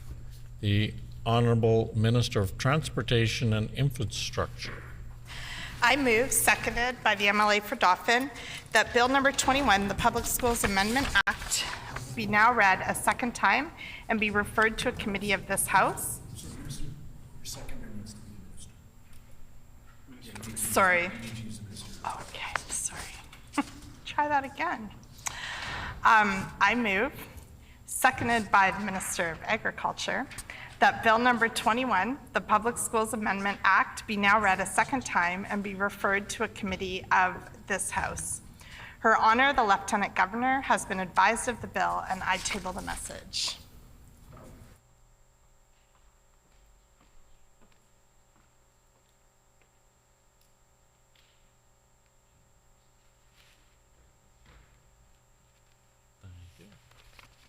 It's been moved by the Honorable Minister of Transportation and Infrastructure, seconded by the Honorable Minister of Agriculture, that Bill number 21, the Public Schools Amendment Act, be now read a second time and be referred to a committee of this House. And Her Honor, the Lieutenant Governor, has been advised of the bill and the message has been tabled. The Honorable Minister of Transportation and Infrastructure. Thank you, Honorable Speaker. The Manitoba government prioritizes the educational success of all Manitoba students. The proposed amendments will support the enrollment of students in their local schools. Bill 21 is proposing amendments to the Public Schools Act to address issues with the school board's enrollment obligations and to change the right to attend school age and compulsory school age. In Manitoba, every child has the right to attend their local public school based on their parent or legal guardian's residence. The Public Schools Act sets out this residency requirement. However, this requirement can contribute to enrollment challenges for families who have other living arrangements. Such living arrangements can include students who do not live with their parent or legal guardian and who live with family, friends, or relatives where there has been no legal transfer of guardianship.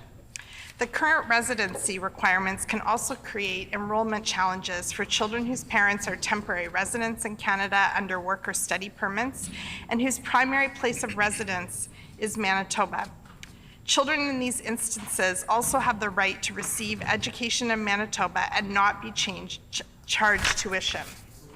In response to these concerns and in discussion with sector stakeholders, Manitoba Education and Early Childhood Learning is proposing amendments to the legislative framework to better support students. This bill was informed by discussions with the sector. Reflecting on what was learned during those consultations, Bill 21 will formalize divisional enrollment obligations around children of temporary residence to include a child who lives with a parent or guardian, who is a member of a visiting force or holds a work or study permit, and a child who is a refugee or a child of a refugee. It will also expand the obligation for school boards to enroll students based on their residency when they're not living with their parents or legal guardians in the absence of transfer of legal guardianship. Honorable Speaker, the proposed amendments align with the 2023 Policy Directive and Action Plan to enhance student presence and engagement that reflects the department's commitment to ensuring that all children can and are attending school. This bill also proposes to change the compulsory school age from 7 to 6 years old and the right to attend from 6 to 5 years old. Changing the compulsory school age to 6 years old will better align Manitoba with other Canadian jurisdictions. Honorable Speaker, addressing enrollment obligations will contribute to a more equitable and inclusive public education system. This bill ensures that more children will start school on time, will receive an education no matter where they live in Manitoba. School attendance is directly linked to student achievement, graduation rates, transitioning to post-secondary education, employment, and social inclusion. By delaying this bill, the opposition have delayed access to education for some Manitoba children. I hope today that we can agree that increased access to education, including school nutrition programs, has no downside. And we can agree unanimously to pass Bill 21 on second reading and send it to the committee stage. Thank you.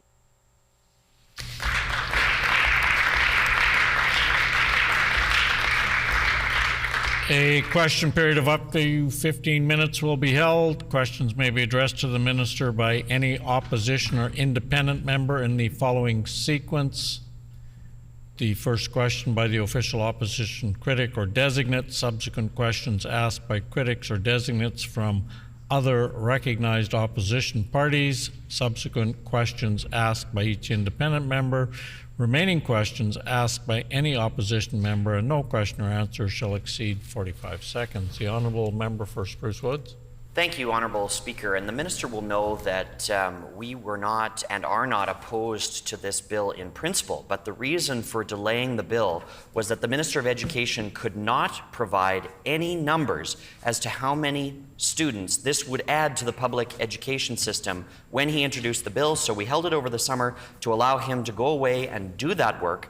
And so my question now is, how many students will the implementation of this bill add to the public school system broken down by each school division? The Honourable Minister of Transportation and Infrastructure. Well, I thank the member for that question. I'm sure he'll be disappointed to know that I cannot provide that number today.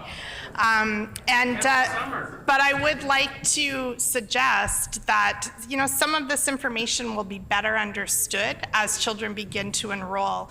It might be very difficult to know the numbers on how many children aren't in school if they're not of compulsory age as it stands right now, or their families haven't chosen to enroll them in school, or they haven't thought that they were qualified to enroll in school. But I will take that back to the department, and I'm certain that the Education Minister can follow up with that member. The Honourable Member for Spruce Woods. Well, I thank the Minister for her honesty that she has no idea how many students this is going to add by school division, so I'll broaden the question and ask, how many students will this change add to the public school system overall? The Honourable Minister of Transportation and Infrastructure. Well, Honourable Speaker, I think the member understands that I don't have that data in front of me, but it's safe to say that this will affect all the children in the province that are currently not accessing school that need to. Hear, hear. The Honourable Member for Spruce Woods. Well, thank you, Honourable Speaker. And again, I thank the Minister for being honest with Manitobans that they have no idea how many students a bill that they've brought before the Legislative Assembly will add to the public school system. After cancelling 9 new schools and introducing hallway education to Manitoba, how many new schools does the Minister of Public Services and Procurement plan to build to house these students who will come into the public school system next school year? The Honourable Minister of Transportation and Infrastructure. Thank you, Honourable Speaker. I think the member is asking on financial commitments for next year's budget, if I'm understanding correctly. But I know that we can count on this government to ensure that there are spaces for every student in this province that is ready to learn and whose families want to enroll them in school. The Honourable Member for Spruce Woods. Well, thank you again, Honourable Speaker, and I'm glad the Minister put that on the record, but she can't even make that guarantee now with the standards as they are, because there are students learning in hallways all across this province. Over 1,000 more students showed up in the Winnipeg School Division this year in that division alone than was projected. So how many schools is she going to have open their doors by next fall when this bill will be in effect? The Honourable Minister of Transportation and Infrastructure. Thank you, Honourable Speaker. We're here to debate Bill 21. There's some really critical elements to this bill. It's disappointing that the members opposite delayed this bill so that they could, I don't know what, they had some homework they wanted to do, something they wanted to understand about this bill. This final opportunity, before it gets voted on and goes to committee, they're not asking a single question about this bill. I'm excited to answer questions on this bill when they come forward. The Honourable Leader of the Official Opposition. Thank you, Honourable Speaker, and it's interesting that the Minister puts on some false assertions on the record earlier on, but what is disappointing, Honourable Speaker, is the critic for education asked these specific questions to the Minister of Education. So they had multiple months to actually come up with this answer. So the Minister, who is responsible for actually building schools, can't answer a thing. So one more question to the Minister. Give her another chance. Can you please answer the question as far as why they've increased the new term, hallway education in Manitoba under the NDP government. The Honourable Minister of Transportation and Infrastructure. Thank you, Honourable Speaker. Well, I was here to present on Bill 21, which I hoped was kind of a nonpartisan bill that we could all agree on. But what the members opposite are doing are pushing me to remind them that they cut school funding for 7.5 years, that they underbuilt and underspent in education, that they refused to feed children, that they promised 9 schools that they didn't put in the budget, and they left our government with a $2 billion deficit. They can stop asking questions about what we're doing to fix their mistakes. It's very clear. The Honourable Member for Spruce Woods. Well, thank you, Honourable Speaker, and I understand that the minister across the way is in a difficult position, and it's really unfortunate that the Minister for Education didn't inform her that these questions would be coming up, because this certainly wasn't a secret to him that I have been asking these questions for several months now, and so her team didn't ensure that she was prepared for this discussion. That's really unfortunate for Manitobans. This is a nonpartisan bill. We do want to see this proceed, but we want to make sure that the students who will be impacted by this have space in classrooms, not in hallways. When is the minister going to get those classrooms built? The Honourable Minister of Transportation and Infrastructure. Thank you, Honourable Speaker. Well, this is a good opportunity to just remind folks of the purpose of this bill, to ensure that children are able to attend school in the division where they reside, where they're living with a legally responsible adult. It also clarifies that school division enrollment obligations for children of temporary residence. It does many good things to support children's opportunity to attend school, to attend at an earlier age, to clarify residency requirements, as well as to ensure that if children have to move homes during a school year, that they can be guaranteed to stay at the same school that they were at. It's a really important bill, and I'm not interested in being sidetracked. Minister's time has expired. The Honourable Leader of the Official Opposition. Thank you, Honourable Speaker. And Honourable Speaker, this is another good example of the dysfunction under the NDP government. I'm not actually blaming the Minister for Procurement to not know these answers. It's unfortunate that her teammates are not helping her along these lines, communicating with. It's just unfortunate that there is a level of dysfunction that we're seeing witnessed here again. The Minister talks about good education and students attending, and so that people know where they're attending so they don't have to move homes during the middle of the year. How many schools is she building? That's her department. She should have those answers. Honourable Speaker, how many schools are you going to build, and when are they going to be open to allow for the amount of students that are entering? Order, please. Order, please. I'll remind the Leader of the Official Opposition to firstly direct his comments through the chair, not directly at a member opposite. And I will also ask the Leader of the Official Opposition to please use the proper ministerial name and not make up a name. The Honourable Minister of Transportation and Infrastructure. Thank you, Honourable Speaker. Again, this is an opportunity to say, first of all, how delighted I am that I have the opportunity to stand here on behalf of the Education Minister today.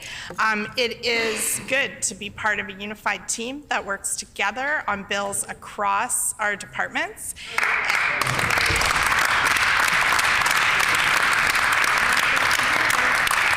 It's good to be part of a team that wants to feed children. It's good to be part of a team that is passing legislation to make school more accessible to more Manitoba children. Hear, hear.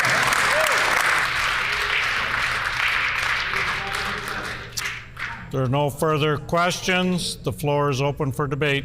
Nope. The Honourable Member for Spruce Woods. Thank you, Honourable Speaker. And And I have a couple more questions for the minister. It's interesting, she talks about being a member of a dysfunctional team that couldn't get her the data to answer these questions properly, despite being given months to do the homework and prepare the data. So that is what we're seeing here on display today. Very little else. So we've gotten clear answers from the minister that they have no idea, and the opposition has given them all the time we can to do their homework to ensure this is implemented properly. So Manitobans have their answer there. I would ask the minister a couple other questions, the first of which is, what impact, if any, will this bill have on homeschooling options in the province? The Honourable Minister of Transportation and Infrastructure. Thank you, Honourable Speaker. And I will just comment, regardless of whether this affects 5 students or 500 students, I hope that the opposition would not stand in the way of a bill that allows access to education for more students in this province. Hear, hear.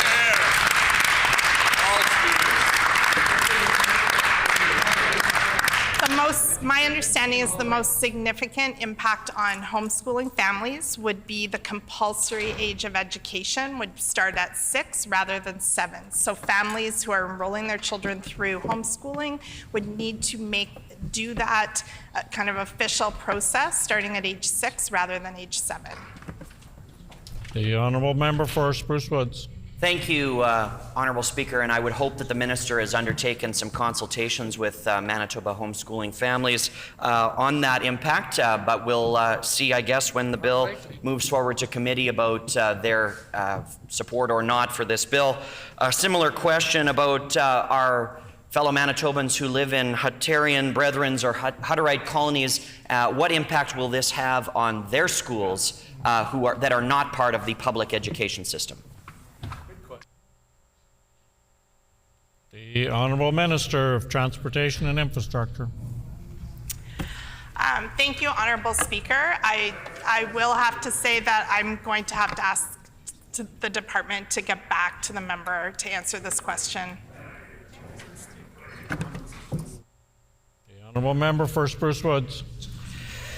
Thank you, Honourable Speaker. And I think the minister opposite, may agree or may not, depending on how briefed she is on the bill, understands that this is sort of a part of a process towards full-day kindergarten. And so my question to the minister is, have they begun discussions with every school division about the implementation of full-day kindergarten in every public school across the province, and what have those discussions been? The Honourable Minister of Transportation and Infrastructure.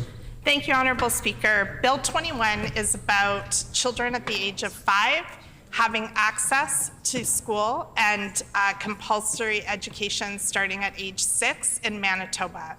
I am sure there is an incredible amount of work going on in the Department of Education.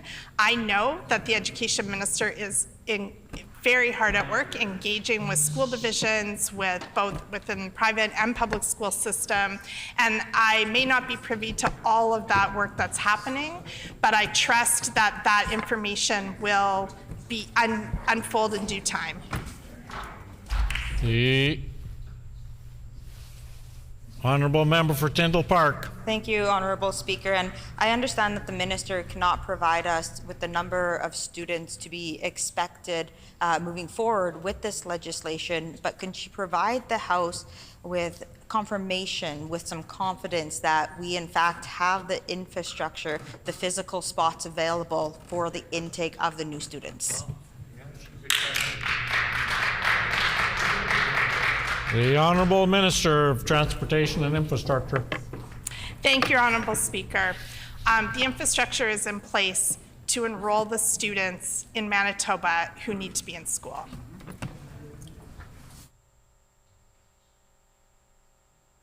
If there are no further questions, the floor is open for debate. No one wishing to debate? The Honourable Member for Spruce Woods.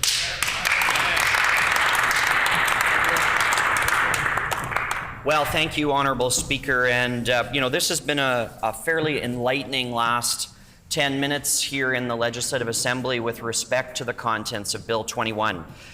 So I'd like to just share a few observations. We have a minister responsible for the construction of schools in this province who has admitted on the record that they have no idea what the impact of their own government's legislation will be on student populations less than 12 months from now. That is a pretty stark realization for someone who is responsible for ensuring that there is adequate space for students to learn. And the MLA for Seine River loves to heckle. Order, please. Order, please. I would remind members that it doesn't really add to the debate if we're hollering across the way from our seats, so I'd ask the member to please not do that anymore.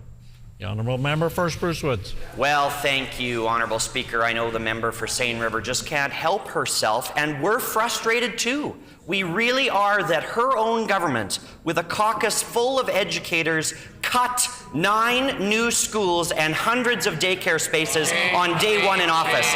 We're disappointed as well. And it is critical to this progressive Conservative caucus that government starts to take some accountability and starts to build some schools in this province.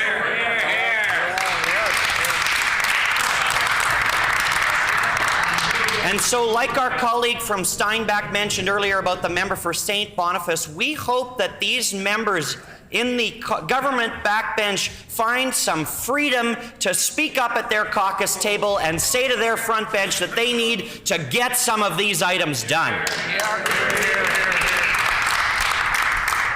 And so, Honourable Speaker, we are left to wonder what is going to happen at the beginning of September next year. We know they've got a majority. This is a specified bill. It's going to pass. And it is going to be in effect for the beginning of the next school year.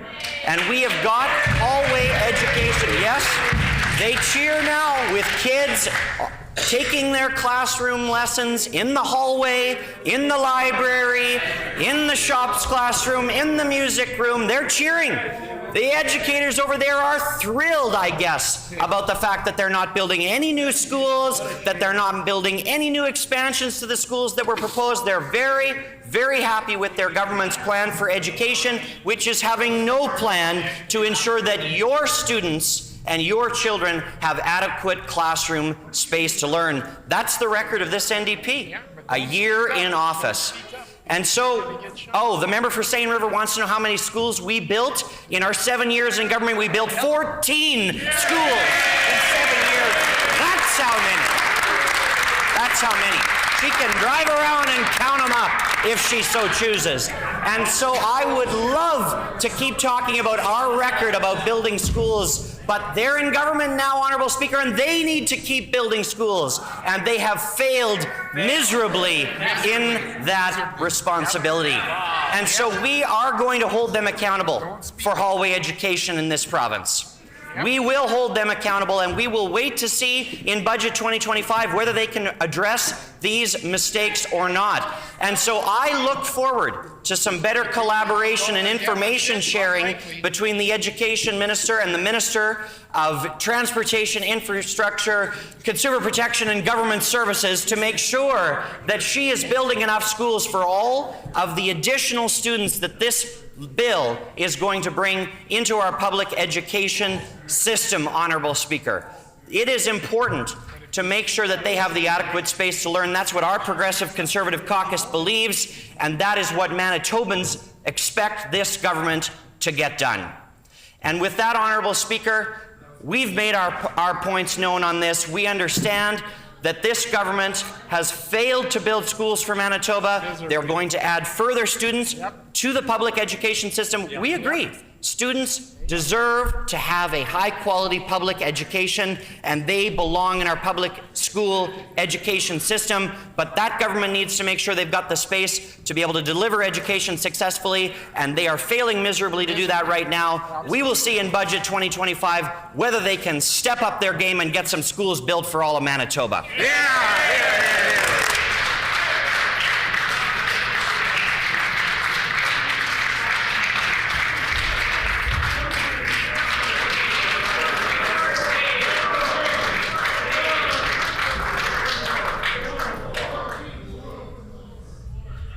The honourable member for Tyndall Park.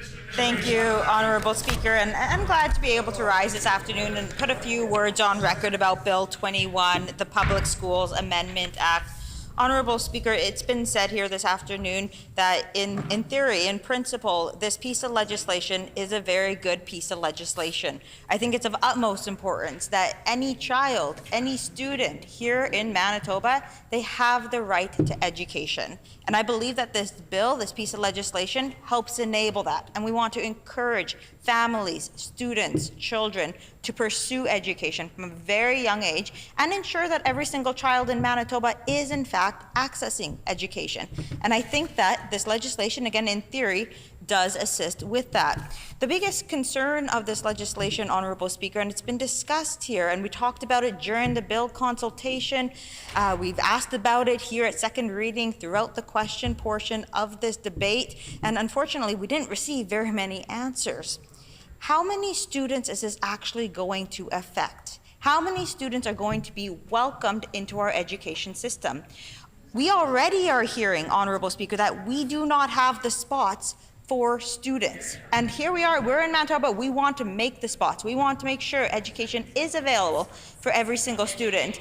But we have a government who is currently cutting schools here in Manitoba. I know in the constituency that I represent, up until last year, there was going to be a brand new school, and then this government came in and they cut it. We needed these spots, Honourable Speaker. We know that students are already packed. They're jam-packed in classrooms. We know that portables are being built and brought on to different school grounds because we do not have the school space. It would provide us as MLAs a lot more confidence if this government would be able to either continue on the track of building more spots for students, or at the very least provide us with what we should be expecting, because infrastructure is going to need to be built. I asked about this during the question portion just 10 minutes ago, Honourable Speaker, and the minister responded and said that there's infrastructure for enrollment. Well, that's the easy part, Honourable Speaker.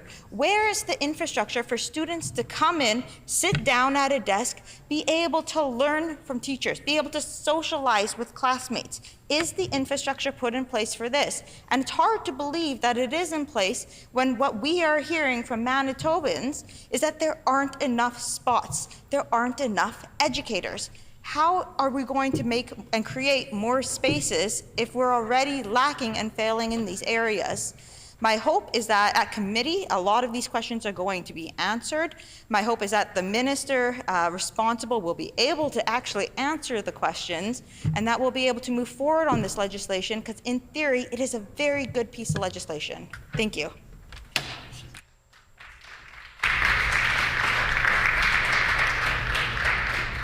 The question before the House is second reading of Bill number 21, the Public Schools Amendment Act. All those in favor of the motion? Is it the pleasure of the House to adopt the motion? Agreed, and so, or, no, I heard a no, I'm sorry. So, all those in the House in favor of passing the motion, please say aye. Aye. All those opposed, please say nay. Nay. No, I think the ayes have it again. The Honourable Opposition House Leader. Recorded vote, please. A recorded vote has been called. Call in the members.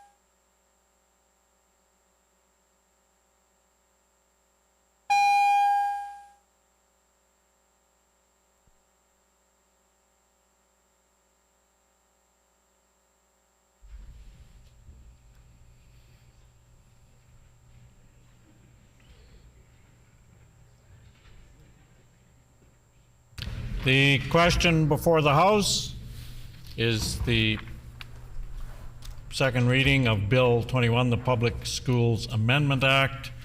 All those in the House in favor of the motion, please rise. A little bit closer here, Christian. Yeah, perfect. Thank you. Okay. Honorable Mr. Canoe. Honorable Mr. Canoe. Honorable Minister Fontaine. Honorable Minister Fontaine. Honorable Mr. Weeb. Honorable Mr. Weeb. Honorable Minister Asaguera. Honorable Minister Asaguera. Honorable Mr. Sala. Honorable Mr. Sala. Honorable Mr. Costician. Honorable Mr. Costician. Honorable Ms. Smith. Honorable Ms. Smith. Mr. Bushy. Honorable Mr. Bushy. Honorable Mr. Bushy. Honorable Minister Simard. Honorable Mr. Simard. Honorable Minister Marcelino. Honorable Minister Marcelino. Honorable Minister Schmidt. Honorable Minister Schmidt. Honorable Mr. Moses. Honorable Mr. Moses. Honorable Minister Cable. Honorable Minister Cable. Honorable Minister Naylor. Honorable Minister Naylor. Mrs. Schott. Mrs. Schott. MLA Redhead. MLA Redhead. MLA Malloway. MLA Malloway. Mr. Blaschko. Mr. Blaschko. MLA Chen. MLA Chen. Mr. Moyes. MLA Moyes. MLA Moyes. MLA Pankratz. MLA Pankratz. MLA Kennedy. MLA Kennedy. MLA Devgan. MLA Devgan. MLA Cross. MLA Cross. MLA Loisel. MLA Loisel. Mr. Oxenham. Mr. Oxenham. MLA Dela Cruz. MLA Dela Cruz. Mr. Barrar. Mr. Brar. MLA Compton. MLA Compton. Mr. Moroz. MLA Moroz. MLA Moroz. Mr. Vosleo. Mr. Wasloo. MLA Lemro. MLA Lamoureux. All those in the House opposed to the motion, please rise. Okay. Mr. Iwasko. Mr. Iwasko. Mr. Johnson. Mr. Johnson. Mr. Panook. Mr. Panook. Mrs. Stone. Mrs. Stone. Mrs. Cook. Mrs. Cook. Mr. Nesbitt. Mr. Nesbitt. Mr. Wharton. Mr. Wharton. MLA Lagasse. MLA Lagasse. Ms. Byram. Ms. Byram. Mrs. Hebert. Mrs. Hebert. Mr. Jackson. Mr. Jackson. Mr. Wochuk. Mr. Wochuk. MLA Bariza. MLA Bariza. Mr. Balkan. Mr. Balkan. Mr. Gertzen. Mr. Gertzen. Mr. King. Mr. King. Mr. Ginter. Mr. Ginter. Mr. Narth. Mr. Narth. Mr. Prashad. Mr. Prashad. Mr. Khan. Mr. Khan. We will now conduct the roll call of members participating virtually. And just as a reminder, please respond clearly with either I vote yes or I vote no, and only unmute your mic when you're recognized and immediately mute it again. The page will now conduct the vote. Mr. Sandhu. MLA Sandhu. I vote yes. MLA Sandhu votes yes. Well done.